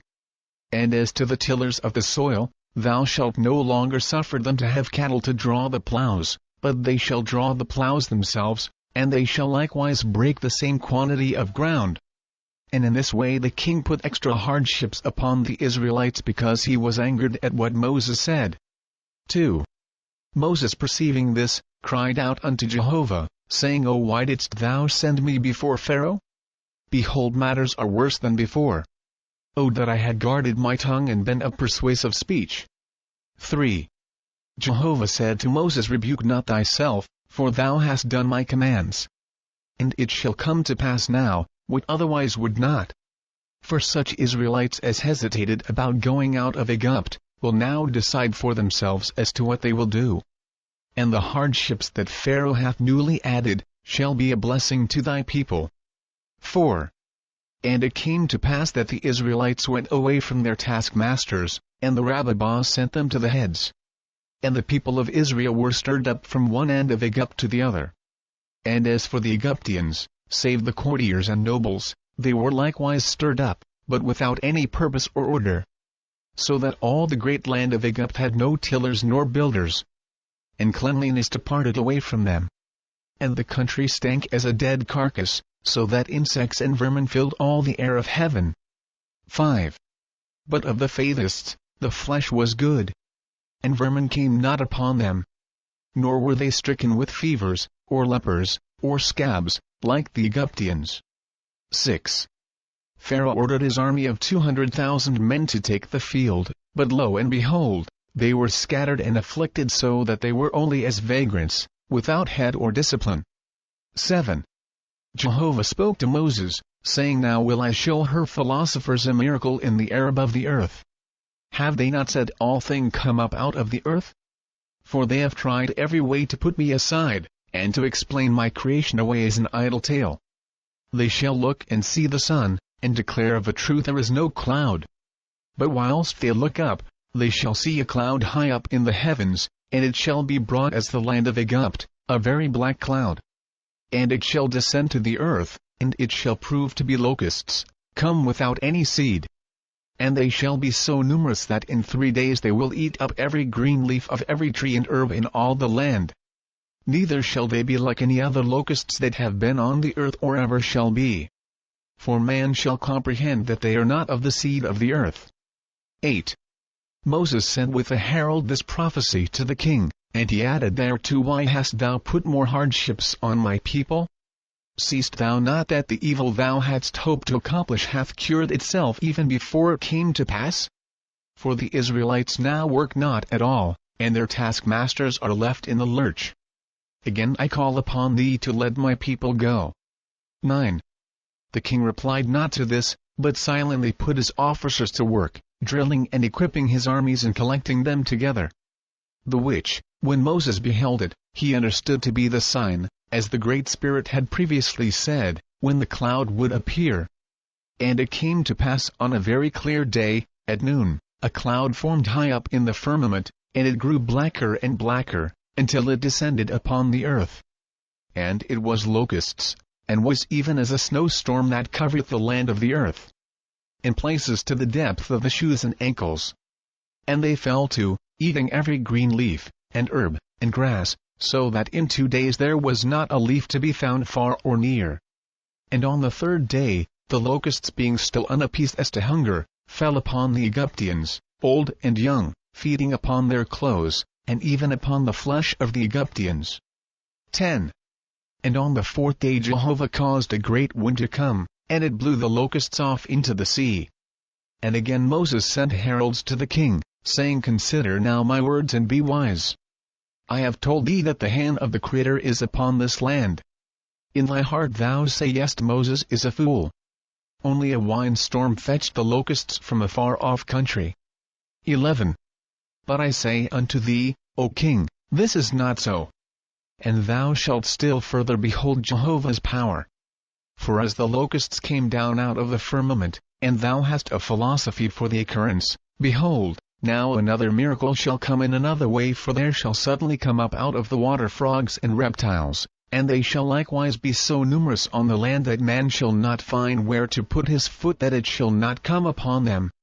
And the 1st day they shall be harmless. But on the 2nd day they shall crawl upon the people, and under their clothes, and in their houses. And on the 3rd day they shall eat the flesh of the Egyptians. But they shall not touch one Hebrew in all the land. 12. Nor shall any man find whence came so many frogs and reptiles, for they shall not be like the seed of other frogs and reptiles. And on the 5th day they shall suddenly disappear, neither by wine nor rain. But a stench, as of rotten flesh, shall strangle the Egyptians nigh unto death. 13. Again I appeal unto thee, O king, to suffer my people to depart out of Egypt in peace. This is the last time I shall solicit thee. And if thou answerest not me, then shall it come to pass in the month Abib, and on the 9th day and night thereof, Jehovah will raise his hand over Israel. But as for Egypt, thy Lord shall strike her in death. For in every family of Egyptians, far and near, on that night shall the firstborn fall dead. And that thou shalt not say the prophecy killed them, behold the firstborn of every beast shall die also, even of goats, and sheep, and cattle, and asses, and of dogs and cats, and of every living creature man saith. For on that night, behold, 4 millions of Israelites shall make with Jehovah the covenant of death. And on the morning thereafter they will rise up to not lie down again in Egypt. And this shall be the testimony of innocent blood against thyself and all thy people, for what the Hebrews have suffered. 14. The king answered not Moses. And it came to pass that Egypt was overspread with frogs and reptiles, in every particular even as Moses had prophesied. Nevertheless, Pharaoh pursued his course. 15. Jehovah spake to Moses, saying, Moses, my son, look upon man and pity him, for he believeth not in me, though I multiply signs and omens continually, and give him prophecies without end. One thing only turneth man's eyes inward. That is, flesh of his flesh, lying dead before him. 16. Now on the night of the Passover, when the Israelites made the covenant on the blood of the Lamb, a hot wind blew upon the face of the earth. And the firstborn of the Egyptians fell dead, both man and beast. And Pharaoh's son died, and his brother's son. And the firstborn of every courtier, and every noble's firstborn, and all other people, their firstborn, so that in every family there lay one dead. 17. Pharaoh was now stricken, but not unto repentance, for evil was in his heart, and he cursed Moses and the Israelites, and swore an oath to destroy Israel, man, woman and child, so that never more should there be one on the earth. And such a commandment he sent to his officers, to fall to, and begin the slaughter. 18. As for the Faithists, not many of them had slept all the night, but were providing for the journey. So that when morning came, and at the time of sunrise, they everyone started. From all the different regions of Egypt they went forth to Succoth, westward. The heads led the way, and every commune was led by a rabbah, and every man's family by the father of the family or by the eldest son. And at the start they spake through their leaders, saying, In thy name, O Jehovah, we depart out of the land of our birth, where we were born, and our sons and daughters were born, to return not forever. Neither shall Egypt prosper more till thou hast subdued the whole earth unto thee. 19. But things had changed wonderfully as to the Egyptians, for when they beheld the Israelites were indeed going, and knew the miracles that had taken place, they relented, and brought them gifts of gold and silver, and also asses and camels for the Hebrew women and children to ride upon, and gave them food to eat. But the Israelitish women said, Nay, and we take these things we will be under obligations to the Egyptians. The Israelites accept not what they cannot pay for. Then the Egyptians bewailed in fear, saying that we be not accursed by the gods, take them, we beseech you in the name of your God also. 20. So the Faithist women accepted the presents of asses and camels, and of other things besides. And they mounted the asses and camels, and rode them. 21. When Moses heard of this afterwards he rebuked Israel, saying, Because ye have accepted these things it will be said, Ye borrowed them and begged them so as to despoil the Egyptians. 22. When they arrived near Succoth, Jehovah spake to Moses and Aaron, saying, Stand ye here for 12 days that ye may behold my people as they pass, and that ye in turn may be seen by them. So Moses and Aaron pitched their tents by the way, on a high piece of ground, and remained there 12 days, and Moses showed himself before them, speaking and encouraging. 23. After this the Israelites passed through Etham, on the borders of the wilderness, and thence toward Migdol, near Baal-zephon, the place of the oracle of the god, Baal, and they encamped before Pihirith, where Moses commanded them to remain some days to rest. 24. Now as for Pharaoh he had not made any attack on the Israelites, for the Lord held his army in confusion. Pharaoh, finding that the Israelites were not injured, decided to take the field himself. And accordingly, having impressed all the chariots of Egypt, went ahead, leading his army in person. The Israelites were wearied and footsore, and discovering that Pharaoh was after them, many of them complained and grumbled, saying, O Moses, why broughtest thou us from home? Better was it for us to have remained in servitude to the Egyptians than to be slain. 25. Moses rebuked them, saying, Profess ye to be Faithists but yet have not faith in Jehovah? Put your trust in him. For he will deliver ye safely, as he hath promised. 26. Jehovah spake to Moses, saying, They shall behold the salvation of my hand. For the Egyptians who pursue them this day shall pursue them not again forever. For when thou fetchest them to the sea, thou shalt lift up thy rod, and I will divide the sea, and my people shall walk across on the land of the bottom of the sea. And Pharaoh's army shall pursue, but be swallowed up in the waters. And it so came to pass. 27. Jehovah brought a strong wind and divided the waters of the sea and swept them back, and the Israelites went over on land. But Pharaoh's army, who were in pursuit, were caught in the flood of the tide and drowned. 28. Thus delivered Jehovah the Israelites out of Egypt. And Israel believed in him and in Moses, his servant. 29. Now from the place Succoth unto the other side of the sea, a pillar of cloud preceded the Israelites by day, and a pillar of fire stood over them by night, and the people looked thereon and saw, every one, the cloud and the light. And the name of the place they reached when they crossed over was Shechelmerith. And they camped there many days. 30. From the time Moses began to put on foot the migration of Israel until he reached Shechelmerith, was 4 years 207 days. And the number of Israelites that thus went forth out of Egypt was 3,750,000 men, women and children. And the number of other people who accompanied them was 400,000. And because they were of the uncircumcised tribes of ancients, the Hebrews named them Levites, that is, imperfect flesh. 31. And Moses commanded the Levites to camp aside, and not to mix with the Israelites, and they obeyed him in all things, maintaining that they were the true descendants of Abraham. 32. And Moses made a song unto Jehovah, and Miriam, his sister, sang it and played on the timbrel, and the women of Israel danced before Jehovah. 33. This, then, is the song of Moses chapter 19. 1. Eloi, Almighty, Thou, my God, who hast delivered my people.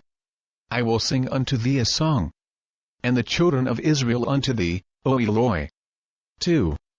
Thou art a great strength and salvation. Unto thee, Eloi, will I build my habitation. Thou, my father's God, O Eloi. 3. Thou art my warrior. Eloi is thy name, forever. 4.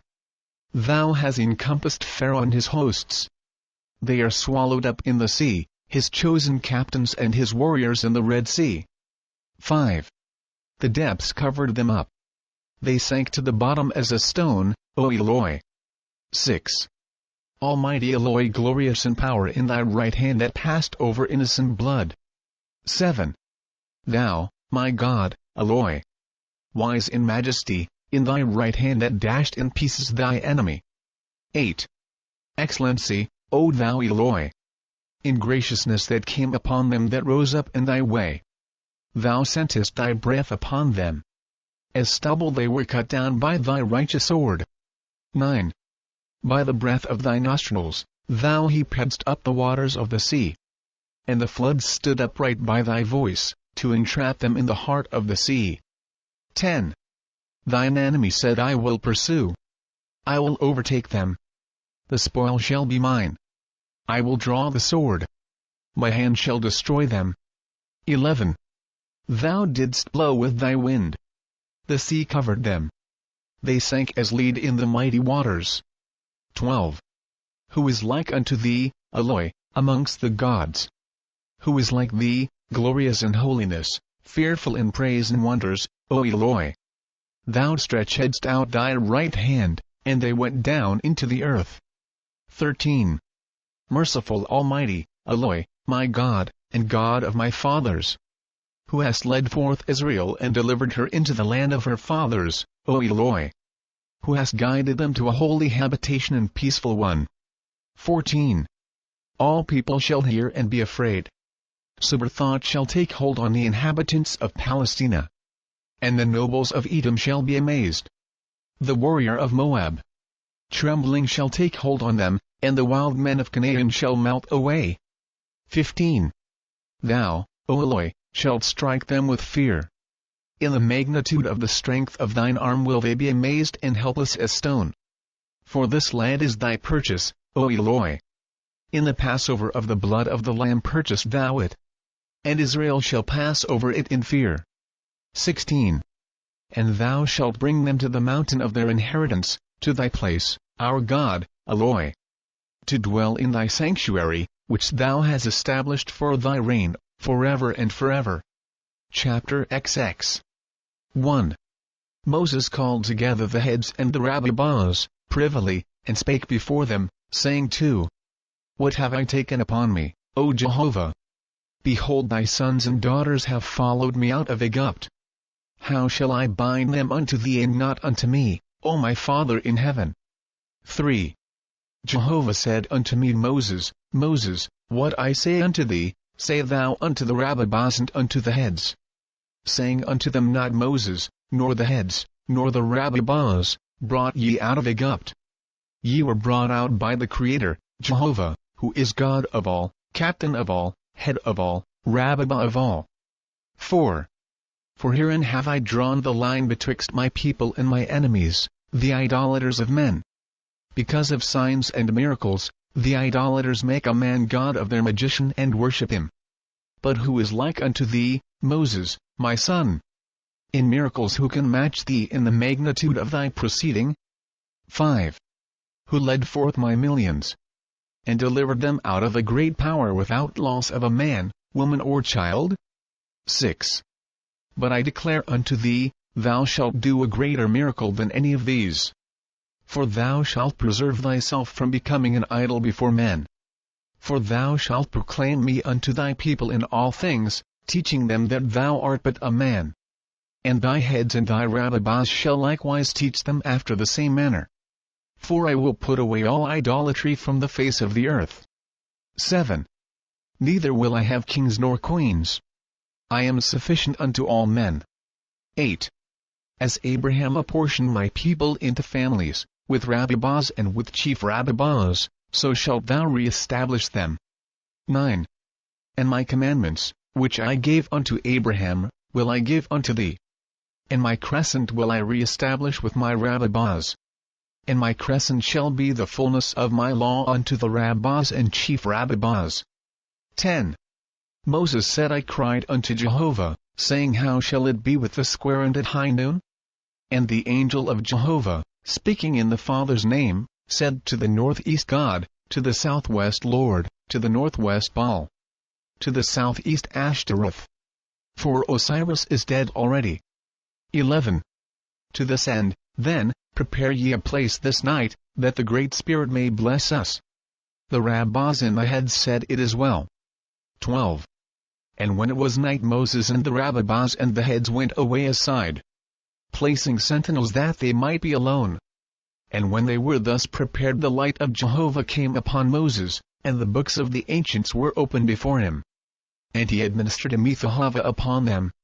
By the voice of Jehovah he re-established it, with all the rites and ceremonies as they are to this day. And after that the heads were no longer called heads, but chief rabbis.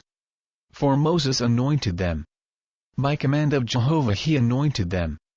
13. And in not many days Moses wrote the Levitican laws. For the inner temple of Jehovah was in spoken words only, but the outer temple was written. Wherefore it was said, the Hebrews have two laws, one which no man else knoweth, and one for them who are not eligible unto faith, being such as were called Leviticans, but not Leviticans in fact, but hangers-on who had followed the Israelites out of Egypt, and who for the most part had no God, little judgment and no learning. 14. But of all that Moses did, and taught, and how he labored with his own hands, many books might be written. And it is doubtful if the world ever produced so good and great a man. 15. At the time Moses reached Shechem-Marath, he was 44 years old by the Hebrew sun, but by the Egyptian he was 88 years old. 16. Of Pharaoh and his hosts who were not destroyed in the sea, be it said, they returned home to their places. And not long after that, Pharaoh banished god Osiris from the earth, declaring himself the Savior of the world, and vicegerent of the Holy Ghost. 17. The scribes and recorders assembled in Chine and appointed Pharaoh an Egyptian to write the departure of the Israelites out of Egypt. And Pharaoh wrote the account and called it the Exodus of the Hebrews, and it was recorded in the king's house of records. And copies of it were sent to the large cities, and there recorded also, for such was the law of Egypt. Pharaoh's record was afterward accepted by Ezra, and is that which is known to this day as the first book of Exodus. 18. The book of Genesis, as it stood in the Egyptian records, was written by Akaboth and Duram and Hazed, and was the substance from which Ezra copied it through his scribes, even as it is to this day. The inspiration of Genesis was from the god Osiris, the false, and his emissaries, chief of whom were Yotabah and Egypt, who were angel servants to Osiris. And so far as the records now stand, the spirit of both books was the Egyptian version of the whole subject. 19. Touching genealogies, in which men seem to have lived to so great an age, this, then, is the explanation thereof. 20. Tophma had said to his recorders in searching for the truth of legends, give ye the latitude thereof. For one legend will say, such a man lived 700 years ago, another legend will say he lived 1050 years ago. The latitude between them is, therefore, 350 years, which shall be the time of that man's life. And in this way latitude became confounded with fact, and with no intent to deceive. 21. And behold, it came to pass that the records were worthless. And to make matters worse, the records were so voluminous, being more than 6,000 books, that the scribes of Ezra could make neither head nor tail of them. Nevertheless, they were all written, in the first place not by the Israelites, but by their enemies. Wherein the testimony of the miracles is none the weaker. 22. Thus endeth the history of Moses' deliverance of the Faithists out of Egypt. 23. Hear ye now of Chine of the land of Japheth. Chapter 21. History of Chine, of Japheth, founder of China. 1. These are the generations of the 7 antecedents of Chine, the chosen of the Great Spirit, Oahspe, otherwise, in Phonkin, Eloi. That is to say 2. Tsewang begat Higan, who begat Oahspe, who begat Tsuyong, who begat Oahping, who begat Tchukli, who begat Chinlu, who begat Oahspe, who begat Chinkine, gifted in sincerities of 6 generations. 3. Of these, Tsuyong and Oahspe were prophets of Jehovah Oahspe, and Oahspe was a seer. But the 6 generations could hear the voice, and they walked upright, keeping the commandments of Jehovah as revealed in the Zarathustrian laws. 4. Oahspe was a basket maker, and after the manner of the man, Zarathustra. And Chine, his son, was the 4th birth of Oahspe's wife, Songheng. Like Moses, Chine was of copper color, and very large, but his hair was red, like a fox, and he was bashful and of few words. 5. Oahspe, that is, Chine's father, said, I have had other sons. My words are wise and true. Chine was unlike any child born in the world. For boy-child, or girl-child, no physician could tell which, but rather to the boy kind was he. The angel of Jehovah Oahspe came to me before the birth and said, the child shall be called Chine, signifying no sex. As it is written among the ancients, Iesu, having no earthly desires. For he shall restore the chosen people of Jehovah. 6. Whereof I told the physicians before the birth, but they would not believe. Nevertheless, by command of Jehovah, I sent for 7 physicians to witness the birth, lest it be said afterward the surgeons have dealt wrongly with the child at its birth. 7. These physicians came to wit Emga, Tsita, Amphi, Tigao, Xi, Dujan, Photring, and Akin, and they beheld the child born, whereto they made oath, and a record thereof, touching the strangeness of such a birth, and of the prophecy of its coming into the world. This record was put in the hot-taking library of record belonging to the Sun King. 8. Being now in my old age, I, Oahspe, put these things on record, of which hundreds have come to ask me concerning the youth of Chine. 9.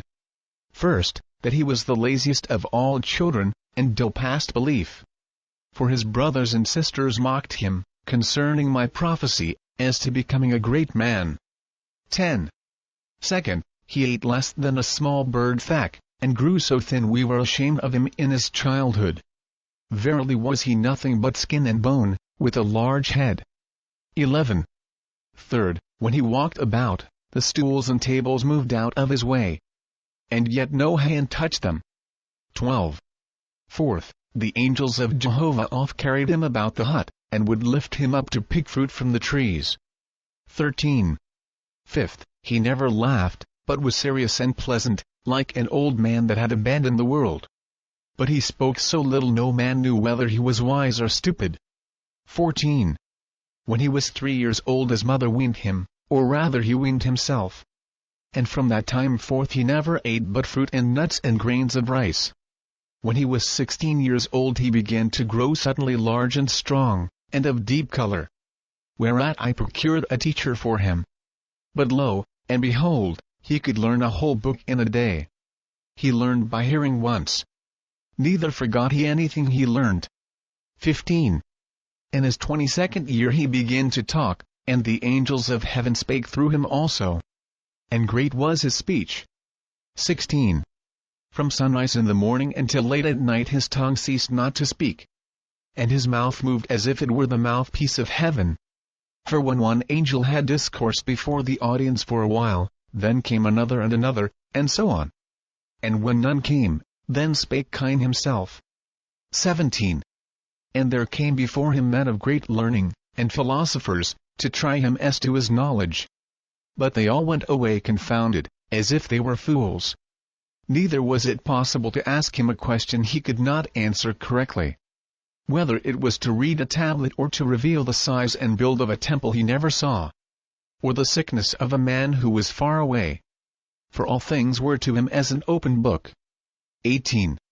For 4 years his great wisdom remained in him, and his fame spread from the east to the west, and from the north to the south. No man knew how far. When he was asked how far he could see and hear, he said, over all my land. And he marked with his finger, saying on this tablet, Chine land. 19. Thus was the country named Chine China, which it beareth to this day. 20. Oahspe said suddenly Chine's abundant speech ceased, and he answered only yea and nay to all things. And he was silent for 7 years and 80 days. And then the angels from the second heaven came to him. After that he spake not as man save in private, but he spake as the All-Light, whereof the world knoweth the rest. Chapter 22. 1. Chine said, I am a man only. I am the All-Light. My voice is that liveth forever.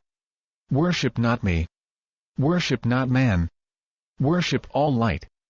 I am Jehovah almost ever present. Because of my abundance in man, man openeth the mouth. Maketh words. 2. To know me is to know all things. He who striveth to me is my chosen. He who knoweth not me proveth not me. He who knoweth me cannot prove me. To every self am I the self of that self. To perfect that self which is in all selves. Such a man is one with me. To travel on such a road. That is the right road. 3. Hear me, O man.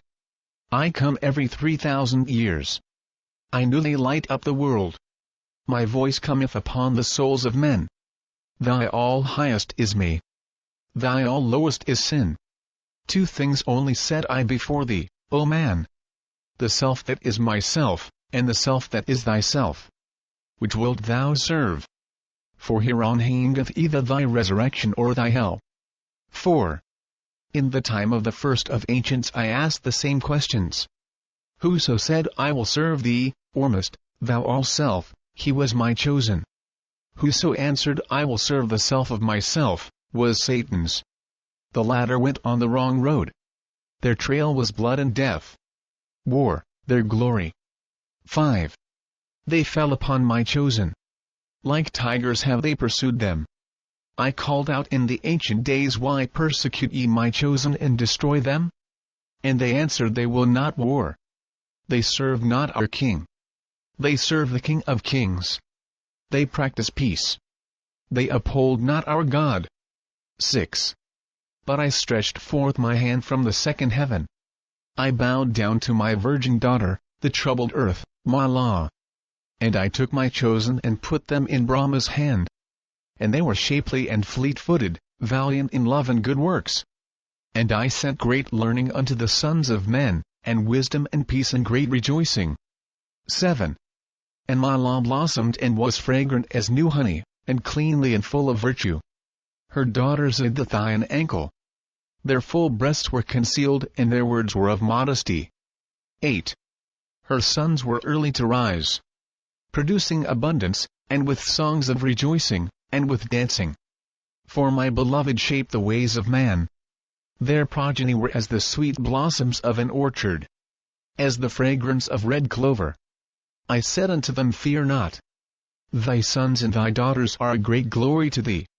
Count thou the days of thy wife, and rejoice when the birth draweth near. For it is fruit of me and of thee. 9. And they taught the little ones to clap their hands and rejoice. I made them for this. Sing, O earth! Hold up thy head. I said to my beloved, for mine is a place of glory and sweet love, sparkling with good delights. None could restrain them. Like young colts, and young lambs at play. Their capers were unceasing and most tender. 10. This was my good creation, the bliss of my chosen. This was my shapely earth in the days of peace, in the times of my chosen. Nor war, nor weeping was there, nor hunger nor thirst, nor famine, nor fields lying waste, nor sickness, nor evil diseases, nor cursing, nor swearing, nor lying, nor deceit, nor hardships and sore toil, nor any evil thing under the sun. 11. I, the All-Light, Jehovah, have spoken. Will they hear my words? How will man judge me, the Creator? Hath he gone amongst my beloved? Am I upraised to obey my commandments? Hath he seen the beauty of the earth in the hands of my chosen? 12. O man! Thou fool! Thou goest into a dark corner and sayest how dark. Thou goest before my enemies and sayest what a vain creation. Or circest amongst them that serve not me, and sayest miserable world. Amongst them that hate me, and sayest how wickedly they kill one another. O that Jehovah had made a better creation. 13. Thou criest out, there is no happiness on the earth. All is misery and sorrow and pain and death. And this is thy standard, O man, to judge thy Creator. Thou sayest there is no peace, nor delight, nor love, nor harmony on the earth. 14. Stubborn man! And contrary, and of narrow judgment. O that thou wouldst stand in a clean place and high, and then judge. Hast thou measured my chosen, who have faith in my person? Why hast thou treasured thyself, and put thyself uppermost of all things? Who hast thou found that denied my person, but dwelt in lust and self-conceit? 15. Where is thy standard, save the All-High? What is thy dispute about the All-Low? If I call myself the All-High, art thou better pleased? If Satan calleth himself the All-Low, wilt thou be satisfied? Or shall a man not speak of the All-High? Nor of the All-Low? Are there not such things? And shall they not have names? 16. Thy wicked hand riseth up against my chosen, to lay them in death. And when thou hast trailed the earth over in blood, and thy hand is wearied with destruction, and thy little ones have not wherewith to eat, thou priest, O Father, help thy little ones. 17. I have spoken. Chapter 23. 1. Chine spake Jehovah's words, saying, they have sought after pleasure, and after thee, O earth. They have bowed down to men, to the king and the rich man, and now, behold their misery. The king said, come serve me. Take thy spear, and thy strong bow and arrow, and come with me. I will show thee great delights. Thou shalt slaughter my enemies, and I will give thee wages. 2. And they ran to serve the king. Yea, they washed their hands in the blood of my innocent ones. Because the king said, brave, good slaughterer. Then were they pleased, highly recompensed. 3. I have said, ye are on the wrong road. Serve only me, for I am good delights. Because ye slay one another, the land will not be tilled. Ye are hungered and ragged. And they queried, what will Jehovah give for wages?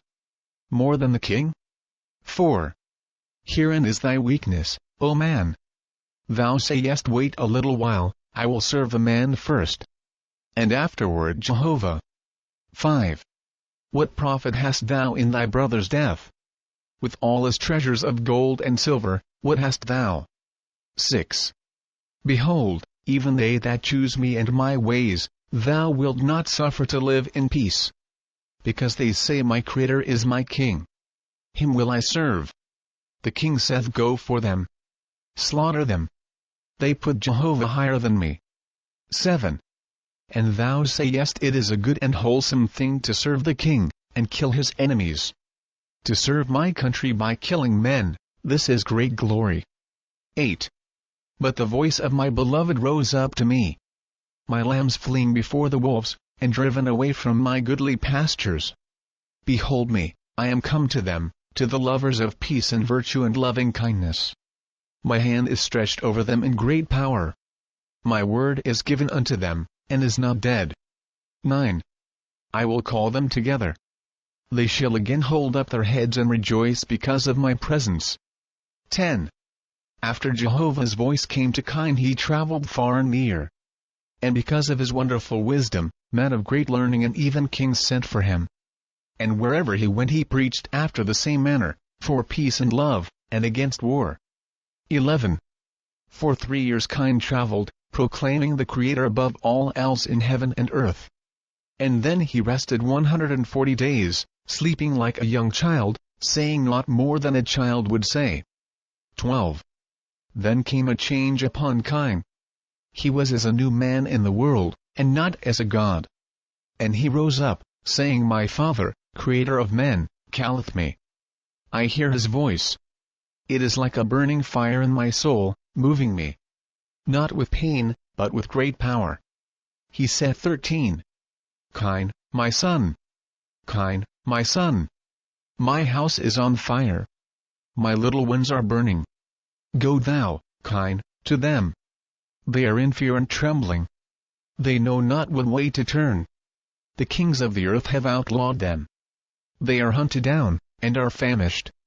Go thou to them, O Chine. For that end created I thee alive in the world. Thou shalt be my voice unto them. 14. Chine said, Jehovah saith, Who can overcome the fire when he remaineth in the house? He goeth outside where there is water.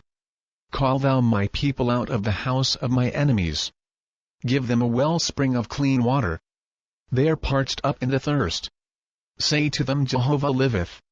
His love aboundeth. Come ye to my fountains that are not dried up. Come ye and hear the covenant of my son, Chine. 15. I swear to thee, O Jehovah, thou my Almighty.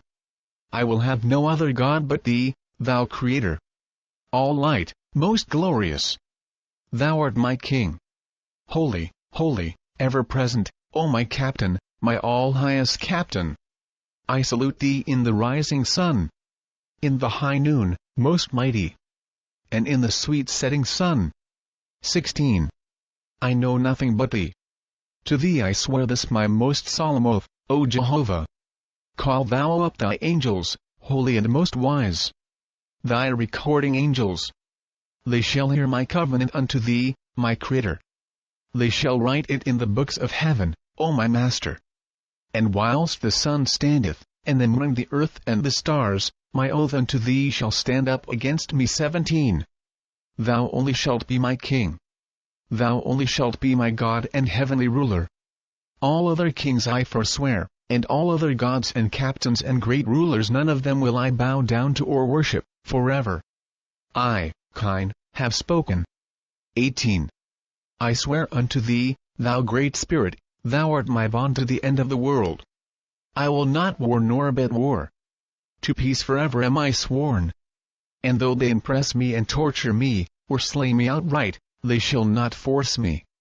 I will not draw one drop of blood in any man or woman or child whom thou hast created alive on the earth. 19. I swear unto thee, thou all-person, who art so large that the earth and sun and stars would not fill the hollow of thy hand. To be like unto thee, O Jehovah. Fair dealing unto all men, as thou wouldst. Good, forgiving and without anger, forever. And equally in all possessions with thy chosen, O Jehovah. 20. To raise them up that are cast down. To deliver the afflicted and helpless. To render not evil, nor the fruit of anger, unto any man, forever, O Jehovah. And good to them that abuse me. And in my actions steadfast in thy course, my Creator. 21. In my blood do I covenant with thee. By the veins in my flesh make oath forever. To wed not out of thy order, the high tspe. Blood of thy chosen shall be my heirs and my heirs after me, forever. 22. Hear me, O Jehovah, I make a new covenant. It shall be written upon the firmament of heaven. I will do good with all my might. The tears of the suffering poor shall be as scalding blood in my veins. I will not sit down and rest, nor take my ease, nor hold possessions whilst they are in want. 23. Prick me, O my Father in heaven. Sharpen my conscience keener than a sword.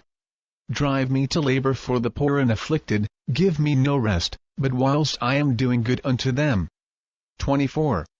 O that my covenant were set with swords, pointing every way, that I could find no peace but in serving thee, my Creator, Ormuzd. And I were pure and strong and wise and swifter than life and death, and as unfailing. 25.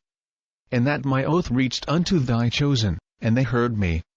That my voice was sweet unto them, and enticing like an early love. 26. That they would come forth from their hiding places, thy faithful children, and be not afraid. 27. I would go to them as a lover, and bow my head down to them for their long-suffering, and their faith unto thee, Jehovah. 28. As a father that has lost his son and found him again, I would take them in my arms, thy worshippers, thou art one, everlasting Spirit. 29. As a rosebush trampled in the mire, how they have been scourged, O Jehovah! Poor unto death, and ragged and scattered. But I would wash them clean, and give them new soil. Their voices in song and praise should gladden the whole earth. Chapter 24. 1. The great cities of the ancients in Japheth were destroyed by Jehovih and his evil spirits, who inspired mortals to war. And for the most part, it was a land of ruins, but thousands of cities, standing beside the broken walls, were spread over the entire breadth of the land. 2. Jehovah spake to Chine, saying, Now is a good time for my chosen. Behold my enemies, the idolaters. Know thou them by their soldiers. They are weak now. They pant with the labor of their great battles. Let my people come out of their quarters and hold up their heads. 3. Say thou unto them, O Chine, there is no Jos, no Hojos, no Tien, no Po, no Potine, to make you afraid. And whilst the enemy resteth, bid my sons and daughters arise. They shall inhabit the land that is spoilt, and cause it to bloom and bring forth abundantly.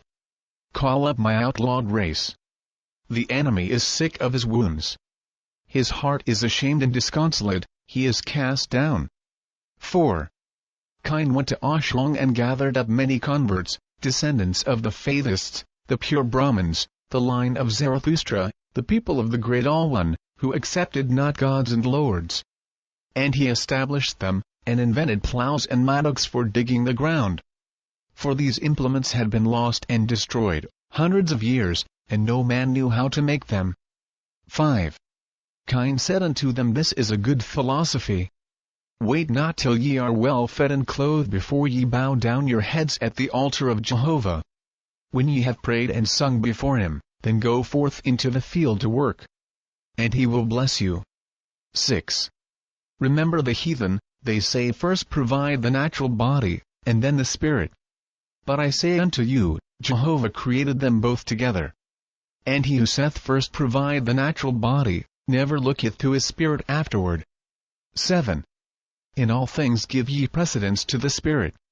As the Creator is over all his works, so should the spirit of man be over man's works, and over his corporeal body also. 8. Herein laid the foundation of the wisdom of your forefathers, the Zarathustrians. For the heathen and idolater, who labor for self, what are they but servants unto the flesh? 9. Some people labor for the raising of the Spirit, which is purity, and love, and goodness, and justice. Such people are on the right road to become a great people. But when they strive, every man for himself, such people are beginning to fall. 10. Her boundaries may be large, and her people increasing, but she hath a cankerworm within, that soon or late will let her down suddenly. 11. Two extremes meeting are always dangerous: great wealth, and extensive poverty. It not only devolveth on the rich to give their substance to the poor, but they shall go amongst them, teaching them and lifting them up. 12. He who doeth not this, consider how vain it is for him to pray to Jehovah. His prayer riseth not upward. Let him himself first answer the poor. This is the opening of his own soul, so Jehovah can reach him. 13. Remember thou that all men have judgment, and that they should be perfected to see things from their own standpoint, and not from thine. Consider, Then, how unjust it is to foist thy opinions on any man, uncalled for. 14. Chine established families of the chosen, but limited them to 200. And to each family he gave one priest.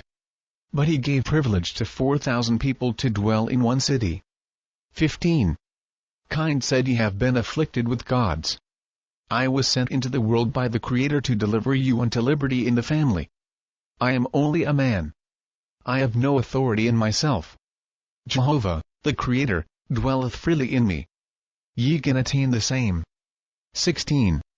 Because he is within me, this shall be called Chine land. There is a time for this. My name is as a post to mark the time when the Creator began his temple of peace, which shall extend over all these people. 17. Jehovah saith, why will man be vain of himself? Verily have I not created one man on the face of the earth that is himself. He is made up of all oddities, soul and body. Consider his flesh. Whence he received it and sustaineth it. Not so much as one hair on his head is of his own making. Neither is it made out of new material, but hath been used over and over forever. 18. Even so is his mind not his own. Not even his simplest thought. But he is made up of borrowed things from beginning to end, for so I created him. 19. He imagineth I, who created him, am nothing. But even his imagination he picked up from someone else. He gathereth a little here, and a little there, and then proclaimeth what he knoweth. 20. Chine said, one man saith, I am normal. Neither angels or mortals rule over me. Yet he hath only boasted as a crazy man, who will say the same thing. Another saith, behold my wisdom. The highest of angels course through me. Yet he knoweth not whether it be true or not. Neither do any of them know the fountainhead. For if an angel say it, the angel himself is made up of borrowed knowledge. 21. Chine said, I saw a great mathematician one day, and he said, there are no gods, nor lords, nor angels, nor any all person. Everything is void. He showed me a book he had, and I asked, who made the book? He said, I made it. Nay, I made not the cloth, nor the binding. I mean, I made the philosophy that is in the book. Nay, I made not the philosophy, but found it. Nay, it was not lost.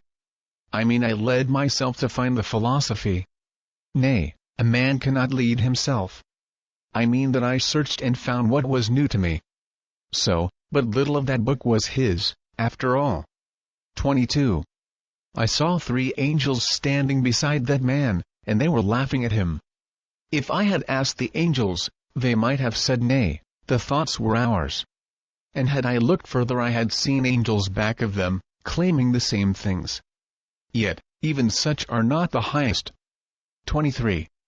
Wherefore I say unto you, all things come from an all highest, name ye him what ye will. He who saith, Jehovah spake to me, he is the nearest the mark of all. For all good knowledge that cometh to man, is Jehovah's word to that man. Whether it come by an angel or by another man, or by the commonest corporeal thing, it is nevertheless from the all-highest. 24. For which reason bow ye not down and worship to man nor angels, but only to the highest, Jehovah, for he is the figurehead and pinnacle of the all-highest conceived of. And in contradistinction, the all-lowest. The foot of the ladder, call ye darkness and evil, and wickedness, and sin, and death and Satan. 25. Attribute not to men or angels this or that, for they themselves are not first causes nor responsible but in part. But attribute all good, high, best and wise things unto Jehovah. And all evil, dark, wicked, low things to Satan. 26. By these terms ye shall make plain to one another what ye mean. And it is an easy matter to look into your own souls and comprehend as to which of these two ye most incline. 27. The soul may be likened unto a vine, which can be trained either upward or downward. And if ye desire to know if a vine be up or down, look ye for the fruit, and not to the fragrance. Some men pray much, but as to good works they are like a vine without fruit, but with plenty of fragrance. Chapter 25. 1. Chine said, one man waiteth till he is rich, before helping the poor. Another man waiteth for the angels to inspire him, and give him wonders, before he teacheth the unlearned. Another waiteth for the multitude to join in first. And yet another waiteth for something else. Beware of such men. Or put them in scales where straw is weighed. 2. The sons and daughters of Jehovah go right on. They say it is the highest, best. I will go in. Though I do not accomplish it, yet I will not fail my part. 3. Consider ye the foundation of things at all times. Jehovah saith, I created all the living to bring forth their own kind. Be ye perceiving as to whom ye marry, considering as to the all-highest inspiration common to your choice. 4. Neither judge ye the all-highest inspiration of any man or woman by their words, but by their works. For the raising up of the world shall be mostly accomplished by the fruit of judicious marriage. 5. Kind said, I declare a bondage unto men that they know not of, for it belongeth in the next world. Which is the begetting of selfish offspring in this world. For whilst their heirs are in darkness, they themselves cannot rise in heaven. 6. And like unto this, I also declare a glory in heaven to them that wed in self-abnegation, who do good unto others constantly and with delight. For they bring forth heirs to glorify Jehovah in good works also. 7. To this end was the mark of the circumcision given unto your forefathers, lest the faithist women be led astray by idolaters. And yet, with all precautions, many fell, being tempted of the flesh. And their heirs descended lower and lower in darkness, until they lost sight of the all-person, and believed not in him. 8. The hand hard with toil will ensure a better heir than the dimpled hand of a proud woman. The latter hath a soul of passions, and her offspring will have souls like a mixture of gall and sugar. Though they be sweet, they will prove to be bitter in time to come. 9. Consider thy heir. Show him a house with a head, orderly, that he may grow up understanding the discipline of earth and heaven. 10. The father shall be master in all things, and the mother shall be vice-master in all things, to rule in his absence. 11. For each family shall be a kingdom of itself. But no one shall be a tyrant, though he have precedence in all things. 12. Sit not down by the table to eat until all stand about. And when they are seated, thou shalt say in thy praise, O Jehovah, receive we this, thy gift. Be thou with us unto thine own glory, forever. Amen. 13. For the chief virtue of the words lieth in the discipline of the young mind, holding him steadfast after the orderly manner of the angels in heaven. And because he repeateth it with thee, he learneth to honor thee with good rejoicing. 14. And when the sons and daughters are yet small, thou shalt teach them to work, inspiring them above all things not to fall into idleness, which lieth at the borders of hell. 15. But overtask them not, nor give them pain, remembering they are to be thy glory, which Jehovah bestowed unto thee to be in thy keeping, not for thy self-aggrandizement, but for their own delights and holy pleasures. 16. For they shall sing and play, and clap their hands and rejoice and dance, for these are their thanks unto the Creator. And the earth shall be glad because they came into the world. 17. Remember thou that labor shall be delight, and toil a great delight. To have it otherwise to thy children and to thyself is to prostitute man to be as a beast of the field. But thou shalt bring them into groups, and their labor shall be a frolic and full of instruction. 18. And even thy little ones shall learn that thou art but a brother, an elder brother, and one of the same Creator's children, teaching them that one who hoardeth and keepeth things in his own possessions is as a cannibal that eateth his kindred, flesh and blood. 19. Above all things thou shalt teach them to keep holy and pure the body created withal. For herein lieth health and strength. To be foul is to be sick is to be foul. Behold the heathen and idolater, the feeders on flesh and blood. In the time they boast of health they stink as a carcass. Their flesh is congested and puffed up, their breath like a kennel of dogs. How can their souls be pure or their understanding clear? They have made themselves a festering stinkhouse for the spirit to dwell in. 20. And they say, Bah! I see no Jehovah. I know no all person. I deny the soul of things. Where is the spirit? I cannot see it. Or the sound of its voice? I cannot hear it. And there be a great spirit, let him come before me. I would see him. Yea, in their filthy bodies they say this. Let them be pure and they will understand the vanity of such words. Chapter 26. 1 Jehovah said unto Chine, Now will I stir up the nations. Through thee will I show them the glory and dominion of my kingdoms. 2. For thou shalt walk without feet, write without hands, hear without ears, see without eyes. And thou shalt rise in the air as a bird. By thine own will go whithersoever thou wilt. 3. And thou shalt bring down the thunder cloud, and at the sound of thy voice the rains shall fall. 4. And thou shalt say, Go away, ye clouds. And the sun will shine in the place thereof. 5. And thou shalt come to some that are hungered, and thy voice shall rise up to me, and I will send down from heaven the food of heaven. And thy people shall eat thereof and be appeased. 6. And thou shalt stretch up thy hand over the dead that are ready for the furnace, and they shall come to life again and be made whole. 7. For these are the testimonies that thou art my servant, and hast kept my commandments. 8. In which thou shalt say to them, Behold me. I am but a man. Why fall ye down before the gods and worship them? For I charge you, O all you people, ye shall not worship me nor call me but a man striving to do the will of my Father, the Creator. 9. For whosoever becometh one with him, to such a man are many miracles possible. Howbeit, I declare unto you they are not miracles in fact, but possibilities granted by Jehovah unto the upright who serve him in act and truth. 10. Jehovah said to Chine, And when thou hast shown these things unto many, know thou thy time on the earth is finished. For I will cast thee in a trance, and the people shall bewail, saying, Alas, he is dead. And they shall cover thee and cast thy body into the furnace in the way of the dead. And the fire shall blaze and consume thy body before them. But thou shalt have previously bid them watch by the furnace, for thou shalt gather together the elements of thy burnt body and restore them, and again inhabit it and go about, preaching before men. 11. Therefore get thee ready, declaring these prophecies beforehand, that they may be testified to by men, and so be recorded in the libraries of the kings and queens. 12.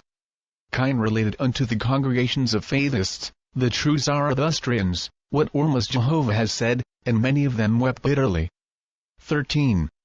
In years prior to this, when Chine had traveled and preached by the voice of Jehovah, he visited the kings and princes and rich men in many regions. And whilst he was thus speaking, rebuking them for their governments and for their possessions, they took no part against him. But afterward, when he was gone, the kings and queens and nobles said, Chine hath preached a dangerous doctrine. For he said, Thou shalt have no king but the Creator, who is king over all. Will not this set our slaves against us? And if the people go into communities of their own, ignoring the king, where will the king find his revenue? 14. And there were priests of Dios and of other gods, and speakers in temples, oracles where the gods wrote on sand tables. Besides these there were seers and prophets without number. And the kings, being on the alert, went into the matter, inquiring of the spirits, as to whether the doctrines of Chine were true. 15. And some of the spirits said, There is no all person. Behold, we have visited the stars and the sun, and looked far and near, and we saw not any creator, or all person. There is no great spirit, save Tian, who is a one-time mortal, but hath risen to all power in heaven and earth. 16. And other spirits said, There is nothing in heaven that we have not on earth. How shall we find Ormuzd? Waste not your time with Chine and his doctrines. He will overthrow your kingdoms. Eat, drink and satiate your desires. For these are the sum and substance of all things in heaven and earth. 17. Tz, king of Oahspe, the capital city of the province of Innapao, who was withal a great philosopher, had previously heard Chine preach, and was greatly interested. Some time after this a magician, Lucin, visited Tz, who told the magician about the wonders of Chine. The magician listened to the king's story, and the king asked the magician whether he could himself, in addition to his sleight of hand, manifest wisdom in words, like Chine, and if so, how could it be attained? 18. Lucin, the magician, answered Tz, O king, thou knowest not how thou hast embarrassed me, thy servant. For when we are young, and finding we have the natural powers for a magician, we go before an adept to be taught all the mysteries of the order.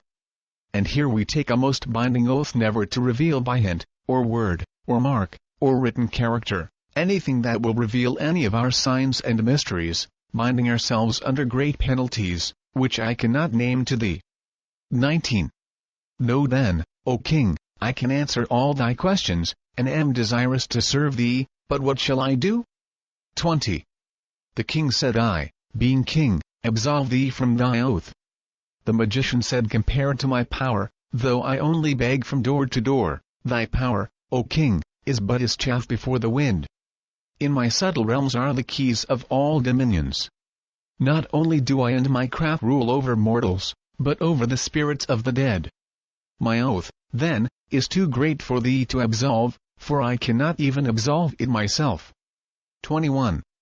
Tz, the king, said, since, then, thou canst not do all things, and especially, absolve an oath, thou art not sufficient for me to deal with. Lucin, being desirous of earning something, said, as for that, O king, I tell thee I cannot reveal all, for the virtue of my art dependeth much on its secrets and mystery. Nevertheless, as I am very poor, I might reveal an index to thee, to which, if thou wouldst apply thyself diligently, thou mightest attain the remainder. 22. The king thereupon commanded him to perform before him, agreeing to award him according to the decree of the fates spirits. And Lucin at once fell to work, performing wonderful feats, such as causing the tables, and seats, and desks, to move about and to roll over, and to cause voices to speak in unseen places. He also changed rods into serpents, and caused birds to sit on the king's shoulder. And he changed water into wine, and also brought fish and laid them on the floor at the king's feet. 23. The king said unto him, all these things I have witnessed from my youth up. Show me now, whilst thou remainest here, how thou canst see into my neighbor's house. 24. The magician said, Yea, O king. But for that feat it is necessary to enter the state of the Holy Ghost trance, and the price is expensive. 25. The king said, I will pay thee. Therefore enter into the state of the Holy Ghost. 26. Lucin turned up his eyes and gave a shudder, as one dying, and having stretched himself on the floor, bade the king question him. 27. The king said, Here is chalk. Mark thou on the floor the character which is on the top of my tablet, on the left of the throne. Thereupon the magician marked correctly. And now again the king tried him as to his power to see without his eyes, and in far-off places. And, having proved him in many ways, the king said, Canst thou also show the spirits of the dead? 28. Lucin said, Of a truth I can, O king. But that requires me to enter the sublime state of creation, and is even yet more expensive. 29. The king said, Have I not said I will pay thee? Go to, then, enter thou the sublime state of creation at once. 30. Lucin then went into a dark corner and laid himself down on the floor, and then swallowed his tongue, and was motionless and still, like one that is quite dead. Presently a light like a thin smoke rose up from the body and stood a little aside, and a voice spake out of the light, saying, 31. Who art thou that callest up the spirits of the dead? Beware. He whose body lieth stiff and cold beside me, is one of the heirs of the immortal gods. What wouldst thou, man of earth? 32. The king said, Who art thou? The voice answered, I am Oahspe, ruler of heaven and earth, the great spirit personified, creator of all things. 33. The king in satire said, Thou art welcome, O Tien. I am one of the most blessed of mortals, because thou hast made my place a holy place. 34.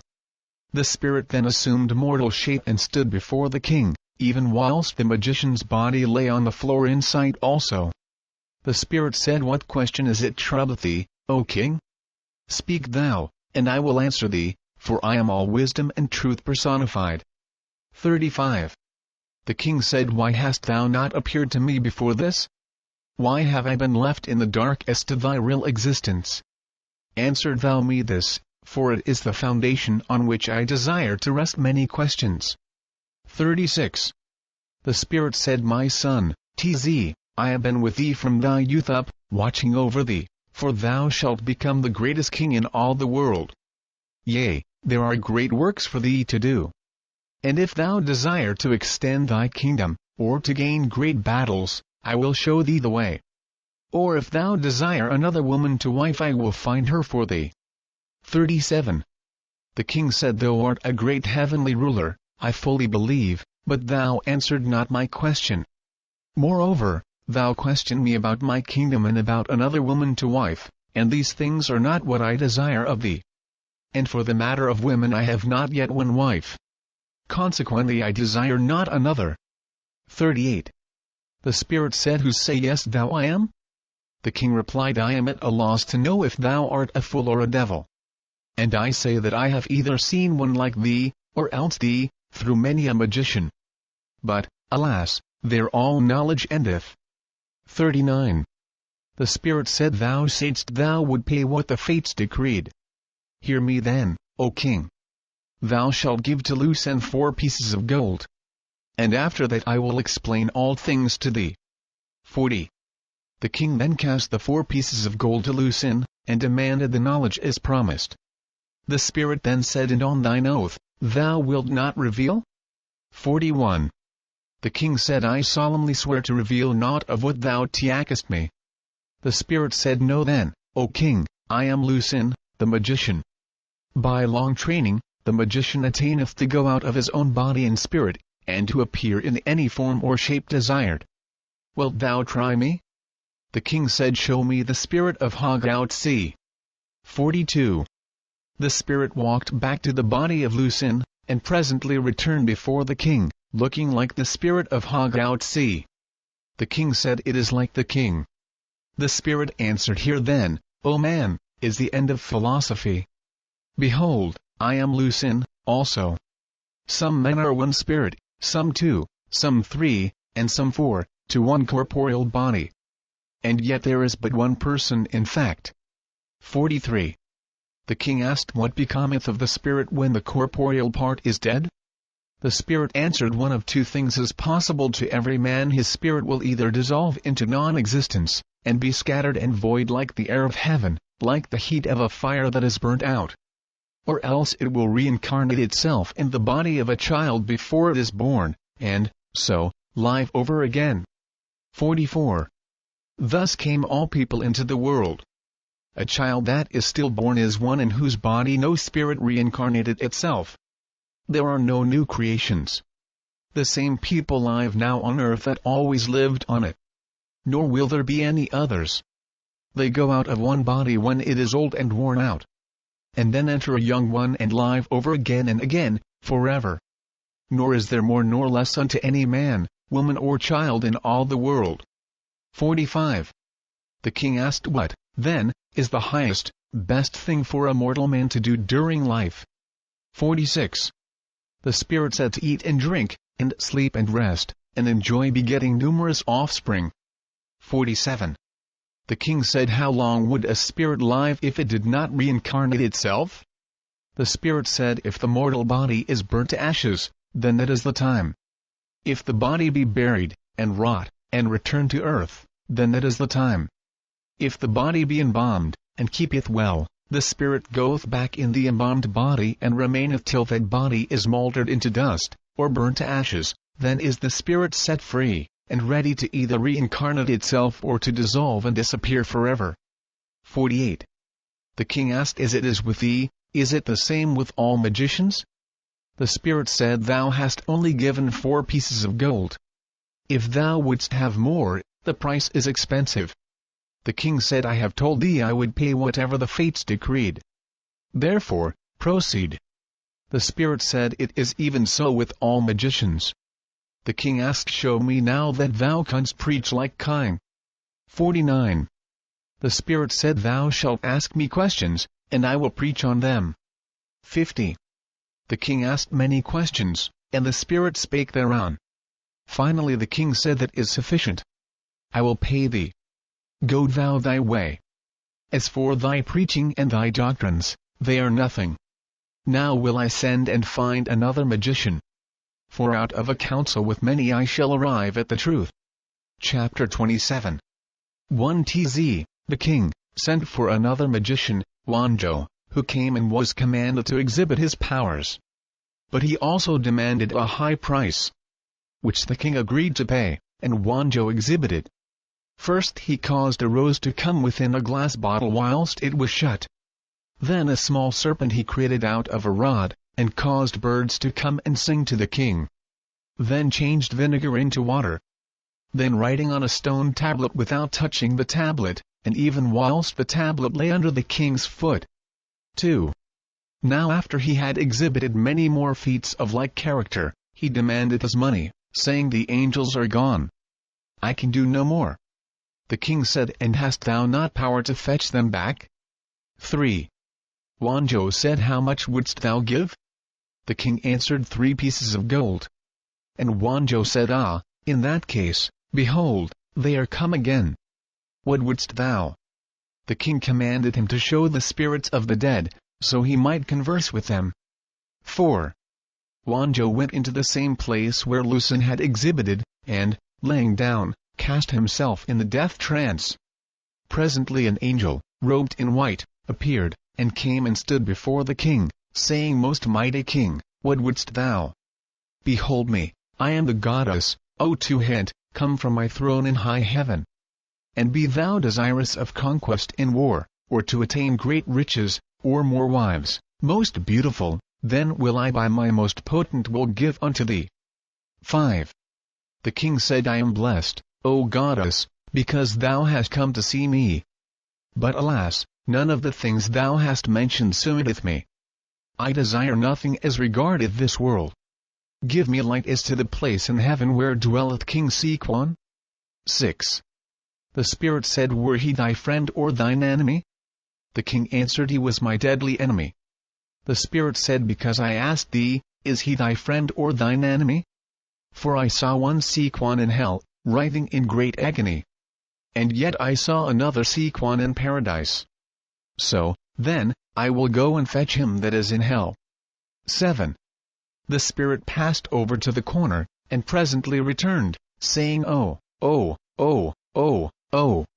Horrors! Demons! Hell! And such like, pretending to be in torments, as if it were Sequan in torments." 8. After this the king called for many different spirits, whether they had ever been, or whether fictitious, and they came all the same. Finally TZ, the king, said, "Bring me now the wisest god in heaven, for I would question him."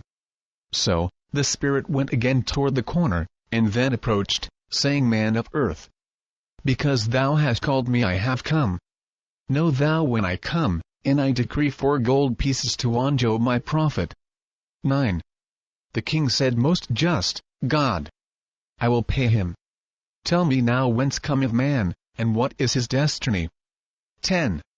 The Spirit said, "First, then, the air above the earth is full of elementary spirits. The largest are as large as a man's fist, and the smallest no larger than the smallest living insect on the earth. Their size denoteth their intelligence. The largest being designed for human beings. These fill all the air of the earth, and all the space in the firmament above the earth. They have existed from everlasting to everlasting, for they were without beginning." 11. Now whilst a child is yet within the womb, one of these elementaries entereth in the child, and straightway there is the beginning of the man. And in like manner are all things produced which live on the earth. 12. The king asked, "Before such time when man beginneth, whilst these elementaries are floating about, do they know anything?" The Spirit said, "Many of them have great wisdom and cunning, and are withal great liars and thieves and rascals. Knowest thou one Lucin, a magician?" The king answered, "Yea."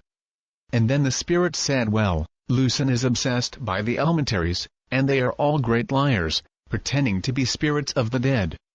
As for myself, I am a most virtuous goddess, from the highest heavenly spheres.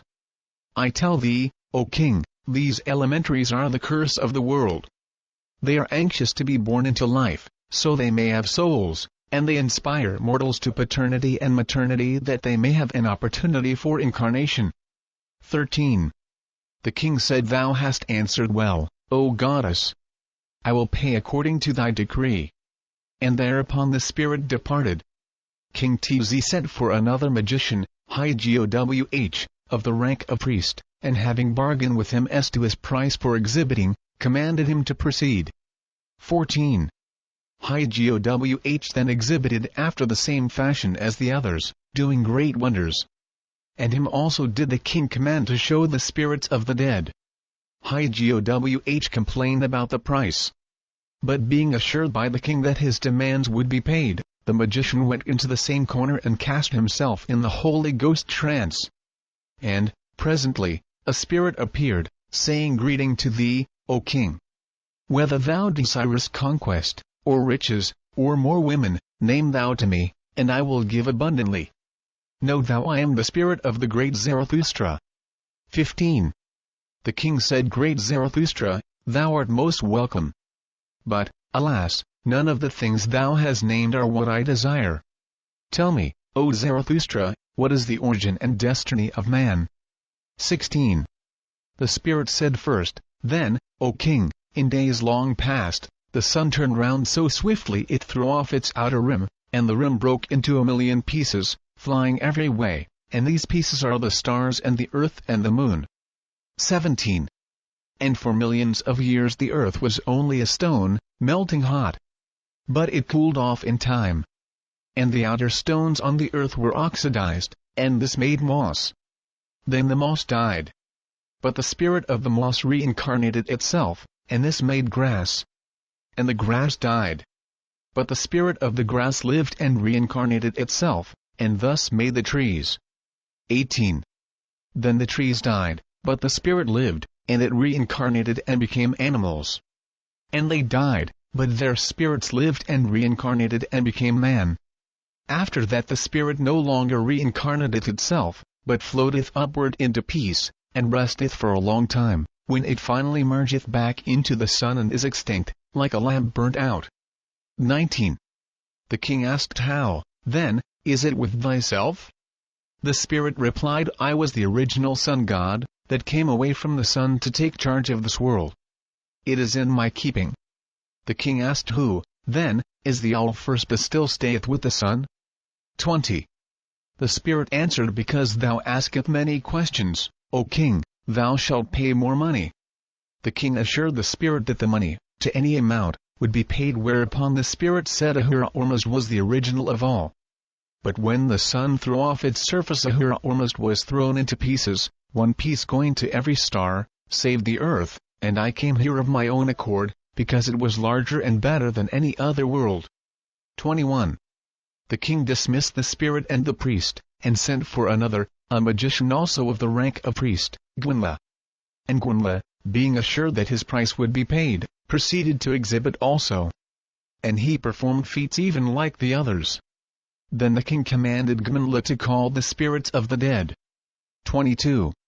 The priest apologized about the expense of the death trance Holy Ghost power, but being further assured that his demands would be paid, he went into the corner and cast himself into the swoon, stiff and cold.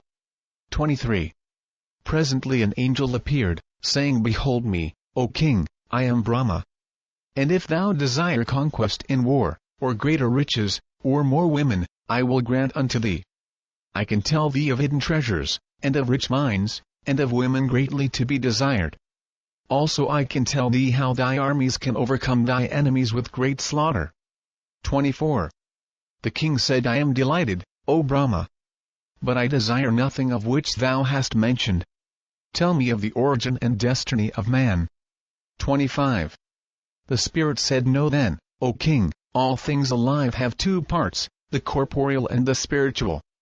All dead things are but one, which is the spirit. Thou, O king, wert first a stone, a very large stone. Then when it mouldered into dust thy soul went into silver, a very large piece. But when the silver rusted away, thy soul went into gold. And when the gold was worn away, thy soul began to run into animal life, then into a low order of man, then into the high order of man, as thou now art. Thus came man up from the beginning, reincarnating himself over and over, higher and higher and higher. And when he is perfected in spirit as thou art, he never more returneth to reincarnate himself. The king asked, what doth the spirit after leaving this world? The spirit replied, thou shalt then meet thy sexual partner, thy soul wife, and shall do nothing ever after but have sexual indulgence, peopling the spirit realms with delightful spiritual offspring. 26. The king said, it is well. Thou hast a wonderful doctrine. Thereupon the spirit departed, and the priest also. And the king sent for still another priest, seeing, a Brahmin prophet. And the king asked him, what seest thou for thy king? 27. The priest said, by the rights of my order I cannot disclose any of the secrets of heaven or earth until thou hast paid the price of indulgence, which is 2 pieces of gold. So the king paid him. Seeing said, and thou desire riches, or success in war, or new wives, speak thou and I will grant unto thee according to the price. The king said, alas, seeing, I desire none of these indulgences. Tell me the origin and destiny of man, for I would learn why I am, and the object and end. 28. Seeing said, the first of all was Brahma, which was round like an egg. Then Brahma broke open, and the shell was in 2 halves, and 1 half was the sky and the other half was the earth. Then Brahma incarnated himself in the earth, but he came not up as one only, as he expected, but he came up in 10 millions and 1 million parts, and every part was a living thing, a tree, or a plant, or a fish, or a bird, or a beast, or a man. And this is all there is or was or ever shall be. 29. But Brahma looked over the world and he saw that some men were good and some evil. And he said, I will separate the good from the evil. And that justice might be done, he called all the nations and tribes of men before him. And when they were come, he said unto them, 30. Whoever delighteth in the earth, it shall be his forever. And though he die, his spirit shall have power to reincarnate itself into another unborn child, and so live over again, and so on, forever. And he shall have great indulgence in the earth, in eating and drinking, and with women, and in all manner of delights, for they shall be his forever. 31. But whosoever delighteth in spirit shall be blessed in spirit. He shall not, after death, reincarnate himself and live over again, but shall dwell forever in heaven and have heavenly delights. But since heavenly delights are not after the manner of earthly delights, then shall the spiritual chooser not live like earth people. 32. But he shall live secluded, and shall torment his flesh with fastings and with castigations. Neither shall he marry or live with woman, nor beget children, nor have any indulgence on the earth whatever, save merely to live, for the earth is not his, nor is he of the earth. And the more he tortureth the flesh, the higher shall be his bliss in heaven. 33. Now, when Brahma has stated the 2 propositions unto the children of the earth, he further added, choose ye now which ye will, for after ye have chosen, behold, there is the end. For ye that choose the earth shall be of the earth, even unto all succeeding generations. But whoso chooseth heaven, to him and his heirs it shall be final, and forever. 34. Thereupon mortals made choice, and lo and behold, nearly all of them chose the earth. But in thousands of years and millions of years afterward Brahma repented of his former decree, for he saw the earth become too full of people, and they were sinful beyond bounds. And Brahma sent a flood of waters and destroyed 10,000 million times 10 millions of them. And he sent Zarathustra into the world to give new judgment. 35. Zarathustra opened the door of heaven anew, saying, whoever after this quaseth Brahma, and will torture his flesh, and hate the earth, and live away from the world, him will I save from the earth and from hell also, for I am very efficient and influential with the Creator. 36. Such then, O king, is the origin and destiny of man. Some are born for the earth forever, and some are born for heaven. Nevertheless, the way is open unto all, to choose which they will, earth or heaven. Chapter 28. 1 TZ pursued his researches for a long while, and with many prophets, magicians, seers and priests. Afterward he said too, all is vanity. All is falsehood. No man hath answered me aright, as to the origin and destiny of man. Even the angels, or whatsoever they are, can only inform me of the things on earth. They only see as man seeth. And it may be true that these angels are nothing more than loose and said, that is the spirit of the magician only. Because his body entereth this trance it seemeth reasonable. 3. Now, therefore, I will put a stop to these magicians and priests. They are of no good under the sun. So TZ issued a decree covering his own province, commanding magicians and priests to quit the province, under penalty of death. And they thus departed out of his dominions. 4. Now it so happened that in 5 other great provinces, the kings did precisely the same, and about the same time. And these were the provinces, to which Anji, under King Lung Wan; Ga, under King Lu Qi; Saban Sowh, under King Ah Kong; Gaogu, under King Tc Yong. And these provinces comprised the chief part of Japheth. And all these kings issued edicts after the same manner. So that the magicians and seers and priests were obliged to abandon their callings or go beyond these provinces, where dwelt barbarians. 5. Jehovah commanded Chine to go before King Tz, and when he had come, the king said unto him, some years since I heard thee, and thou wert profound. I am delighted thou hast come before me again, that I may question thee. 6. Chine said, when thou heardest me before, the Great Spirit spake through me. Now I am well learned, and he commandeth me to speak of my own knowledge. 7. First, then, I am a man as thou art. Yet every man hath a different work. Thou art king of this province, and I am told, moreover, thou art good and wise. I hope thou art. Otherwise my words will not please thee. As for myself, I was sent into the world to mark out this land and name it Chine land, and to establish anew those that accept the Great Spirit. For Chine and her people shall remain a different country and different people from all the world. 8. Know then, O king, I come not in vain boasting that I, Chine, am much or can do much. On the contrary, I say unto thee, I am one of the weakest of men. And yet I have more power than any other man in the world. And yet, mark thee, of myself is there nothing whereof to boast. For I am but as a tool in the hands of Jehovah Oahspe, and not I myself do anything, but he through me. 9. I look upon thee and see thou hast been questioning magicians and priests, and that thou art unsatisfied. Know then, O king, this is thine error, in not magnifying thy judgment. 10. Thou hast worked with magicians who are under the power of angels of the first resurrection, and even angels below them. 11. All such angels teach on their own individual understanding. As wandering individuals they go about. And their miracles are of the same order, merely individual miracles. 12. He, whom I teach, worketh miracles, not in a small corner but in the affairs of kingdoms and nations. Not through magicians only, but through kings and queens, and even through common people. Thou thyself art an instrument of his hand. 13. Behold, in the same time thou issuest thy decree against magicians and asceticism, even in that same time 5 other great kings do the same thing. This is a miracle indeed. No man can counterfeit his miracles. Neither flatter thyself that such matters occur by accident. They do not occur by accident, but by Jehovah. For his angels in the second resurrection are organized, and work in mighty armies.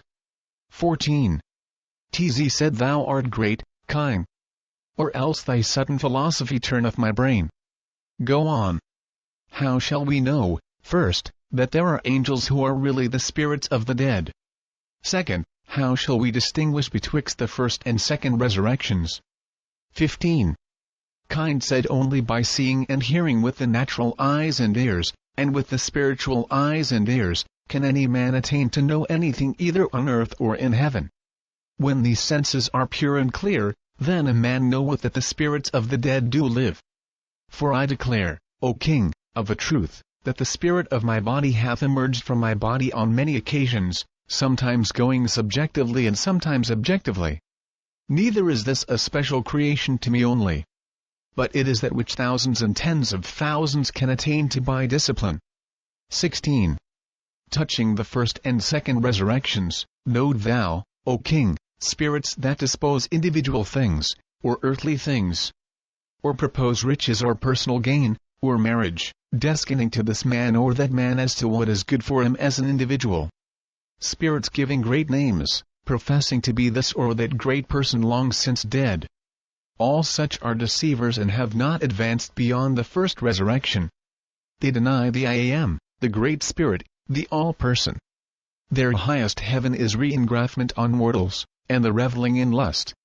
They flatter thee, telling thee thou wert this or that great man in a former reincarnation. They labor thee to make profit to their own magician. They are without truth or virtue, and of little wisdom. 17. The second resurrection cometh not to an individual as an individual. It cometh as an army, but not to an individual, but to a kingdom, a nation, a community.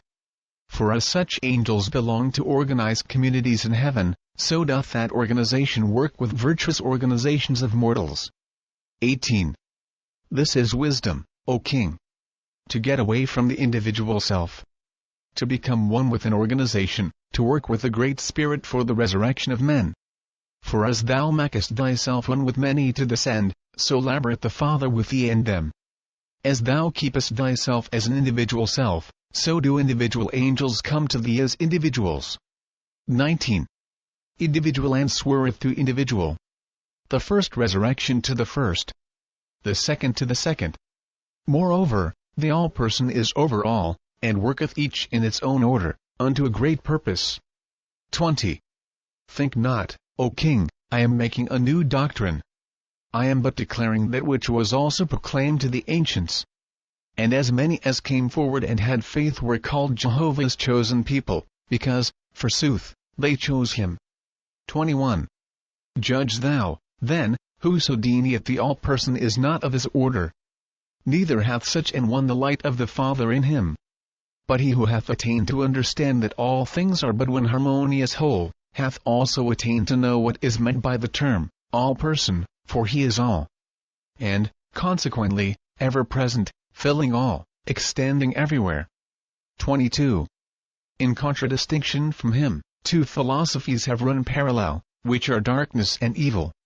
One saith the all is not a person, being void, and less than even the parts thereof. The other saith the only all high is the great angel I worship, who is as a man, and separate from all things. 23. These comprise the foundation of all the doctrines in the world, or that have ever been or ever will be. The latter is idolatry, which is evil. The second, unbelief, which is darkness. And the first is faith, truth, love, wisdom and peace. 24. Under these three heads are all men classified by Jehovah and his angels. And they may be likened to three men looking across a field. One seeth a light and knoweth he seeth it. Another hoppeth he seeth it, but he only seeth a white leaf. But the third seeth nothing at all. 25. As a witness, therefore, the latter is worthless. The second is a circumstantial witness. But the first is positive, and standeth the highest and firmest of all.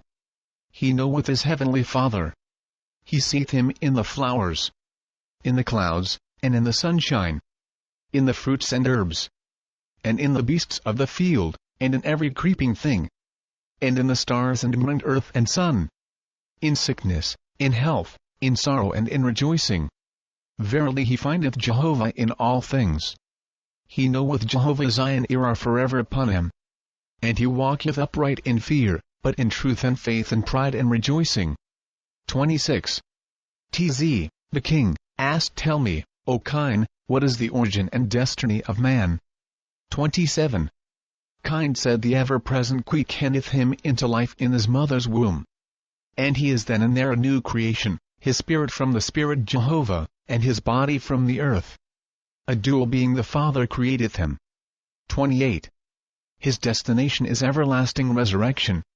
In which matter, man can have delightful labor as he riseth upward forever and ever. 29. The king asked if Jehovah is all the time creating, will not the firmament become too full of angels? 30. Chine said 8,000 men read a book, and yet that book is no fuller of ideas than at first. The corporeal man is not divisible, and, so, filleth a place. Thought, which may be likened unto the soul, is the opposite of this. 10,000 men may love thy flower garden, yet thy garden is no fuller because of their love. Exalted souls in the upper heavens are without bulk and substance. And even so are the regions they inhabit, as compared to corporeal things. 31. The king said, I would that I were as thou art. For which matter, if thou wilt use thy wand and make me even half as wise, I will give away all my kingdom. 32. Chine said, thou canst not bargain for faith, or purchase it, as a coat or as sandals. And yet until faith is attained there is no resurrection. No bird ever flew from its nest, without first having faith it could fly. And when thou hast faith thou wilt cast away thy kingdom and choose heavenly treasures instead. Until thou hast attained faith thou wilt retain thy kingdom. This is a judgment unto the rich man in the same way. 33. Riches in a king's kingdom may be likened to balls of gold tied to a man's feet in deep water. He cannot rise until he cutteth himself loose, and casteth away that which bindeth him. So, also, are men bound in spirit, and until they put their own hands to the matter there is no resurrection for them. Chapter 29. 1 Tz. The king said unto Chine, because thou hast given me this great light, it seemeth to me I should issue a decree commanding all my people to accept thy doctrines. 2. Chine replied, O man! How short thou art in understanding our father! Violence is his enemy. Such a decree would be no better than a decree establishing any other heavenly ruler. It would thwart itself. He cometh not with sword and spear, like the idol gods. He cometh with education, the chief book of which is the example of good works, and of peace and liberty to all. 3. Tz said, thou reasonest well. Hear me, then, thou greatest of men. Command me even as if I were the meanest of servants, and I will obey thee. 4. Chine said, O king, thou tormentest me with my own inability to make thee understand. Thou shalt not make thyself servant to any man, but to Oahspe, the great spirit. 5. The king said, then I will put away my kingdom. But Chine said, consider first if thou can best serve him by doing this way or that way, and then follow thy highest light, and thou shalt not err. 6. The king asked, how, sayest thou, shall I put aside my kingdom and my riches and do as thou dost? 7. Chine said, thou shalt be thine own judge. If I judge for thee, and thou follow my judgment, then am I bound to thee. Suffer me to have my liberty also. 8. Tz said, if the Great Spirit would give me thy wisdom, then would I serve him. How long, sayest thou, a man shall serve him in order to reach great wisdom? 9. Chine said, suppose a man had several pieces of glass, some clear, some clouded with smoke and grease. How long, sayest thou, would it require to make them all clear alike? For such is a self in man. It cloudeth the soul. And when he hath put self away, then is his soul clear, and that is wisdom, for then he beholdeth the Father through his own soul. Yea, and heareth him also. And until he doeth this, he believeth not in his person or presence, no matter how much he professeth. 10. The king kept Chine many days, and questioned him with great wisdom and delight. One day Chine said to him, Jehovah saith to me, go thou quickly unto the 5 other provinces of Chine, and explain to the kings thereof who I am. Chine added therefore, O Tz, I must leave thee, but after many days I will return to thee and exhibit to thee the testimony of immortal life. 11. The king provided camels and servants, and sent Chine on his way. And, after Chine was gone, TZ said to himself, although I cannot decree Chine's doctrines, I see no reason why I cannot decree the extinction of Tian and other idol gods. And thereupon he did as he thought best, prohibiting the priests from doing sacrifice to Jos God, or Ho Jos Lord God, or Tian, or Po, or any other ruler in heaven, save and except the Great Spirit. Chapter 30. 1. In course of time Chine completed his labor with the 6 kings of Japheth, and returned to TZ, to die. 2. At this time there had been established in different places more than 1,000 families communities of Faithists, either through Chine or his followers, the chief Rabbis. And when Chine returned before the king, TZ, there came from every quarter of the world men and women to meet him and learn wisdom. 3. And all that were in any way sick or lame or blind or deaf he cured by pronouncing the word Eoi over them. And persons who were obsessed with evil spirits he healed by permitting them to touch his staff. And many that were dead he brought to life. For he showed before men power to accomplish anything whatsoever. Yea, he rose up in the air and walked therein and thereon over the heads of the multitude. 4. And whilst he was up in the air he said unto the multitude, I will now come down amongst you and die, as all men do die. And ye shall suffer my body to lie 5 days, that the eyes may be sunken and black, showing that I am dead, of a truth. 5. And on the 6th day ye shall cast a body into the furnace and burn it to ashes. And the ashes ye shall take into the field and scatter this way and that no more of me is seen or known on the earth. 6. And on the 7th day, which shall be a holy day unto you, behold, ye shall witness in the field of my ashes a whirlwind, and the whirlwind shall gather up the ashes of my body. And my soul shall inhabit it and make it whole, as ye now see me, and I will break the whirlwind and descend down to the earth and abide with you yet other 7 days, and then ye shall behold a ship descend from heaven in an exceeding great light, and I will enter therein, and ascend to the 2nd heavens. 7. Neither shall any man or woman nor child say, Behold, Chine was a god. Nor shall ye build an image of me, nor monument, nor in any way do more unto me or my memory than to the meanest of mortals. For I say unto you, I am but a man who hath put away earth possessions, desires and aspirations. 8. And whatsoever ye see me do, or know of me having done, the same is possible unto all men and women created alive on the earth. 9. Remembering that all things are possible with Jehovah Ormuzd. And to him only is due all honor and glory forever. 10. So Chine died, and was burnt to ashes on the 6th day, under the superintendence of King TZ, and the ashes were scattered in the field as commanded. 11. And on the 7th day, whilst the multitude surrounded all the place, a whirlwind came and gathered up the ashes in a small degree. And the ashes were illumined, and the soul of Chine went therein, and he burst the whirlwind and came down even at the king's feet. 12. And Chine said, Knowest thou who I am? And the king answered, saying, Of a truth thou art Chine. And because this hath come to pass I decree that this, thy native land, shall henceforth forever be called Chine. And I will send unto other kings also, and they will decree the same thing. 13. Chine said, Even so, do thou. And since the Father hath allotted me 7 days to remain with his chosen and with thee, O king, apprise thou, whom I will name to thee, to come and see me. And thereupon Chine told the king whom he desired to come. 14. And Chine walked about on the earth, even the same as before death, nor could any man tell by looking at him that he had passed through death. Nor were his clothes different, although they were made out of the ashes in the whirlwind. 15. On the last day that he was to remain, he called TZ and the persons he had selected, and thus spake unto them, saying, Chapter 31. 1. My brothers and my sisters, in the name of the Great Spirit, hear me. These are Chine's last words, for the Father calleth me. Be ye attentive, that ye may remember my sermon. Be also considerate, for I am no more nor less than one of you. 2.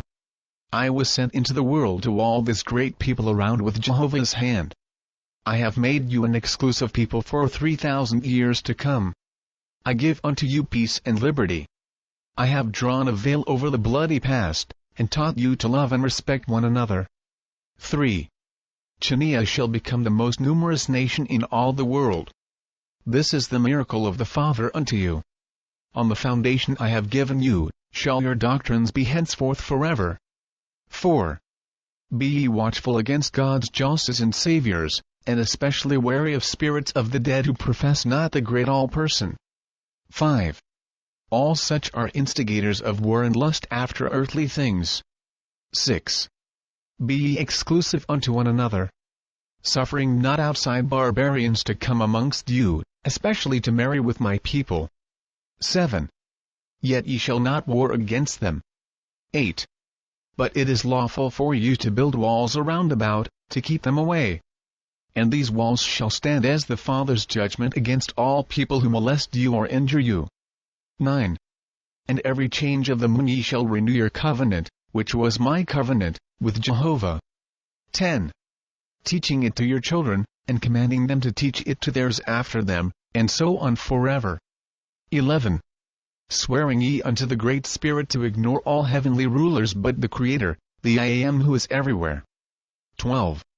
And though idolaters come amongst you, proclaiming their God, or their Lord, or their Savior, hearken not unto them.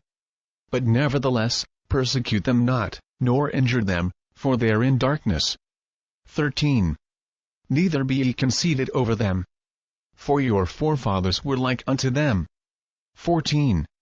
The Father hath made the wide world, and fruitful and joyous, and he giveth it unto man's keeping. 15. Unto one people one country, unto another people another country, and so on, all the world over. 16. Chine he giveth unto you, and he saith 17. Be ye as brothers and sisters in this, my holy land. 18. Which in the ancient days was made to bloom as a flowery kingdom by my chosen, the Faithists of old. 19. But they were neglectful of my commandments. 20. Idolaters came upon them and destroyed them, and laid waste their rich fields. Yea, the bones of my people were strewn over all the land. 21. But ye are now once more delivered, and ye shall make Chine bloom again as my celestial kingdom. 22. And ye shall multiply, and build, and plant, and make this heritage, which I give unto you, as an example unto all peoples, of industry and peace and thrift. 23. And of the multitude that can dwell in one kingdom, manifesting love, patience and virtue. 24. And by your neglect of war and of war inventions, ye shall be a testimony of my presence in this day. 25. For the time shall surely come when I will put down all unrighteousness, and war, and idolatry, and I will be the all-person unto the whole world. 26. Chine hath spoken. His last words are spoken. Jehovah's ship of fire descendeth from his highest heaven. 27. Chine will rise up in this. And even so shall ye who are pure and good and full of love. 28. A light, like a great cloud, but brilliant, blinding with holy light, descended over all the field where the multitude were. 29.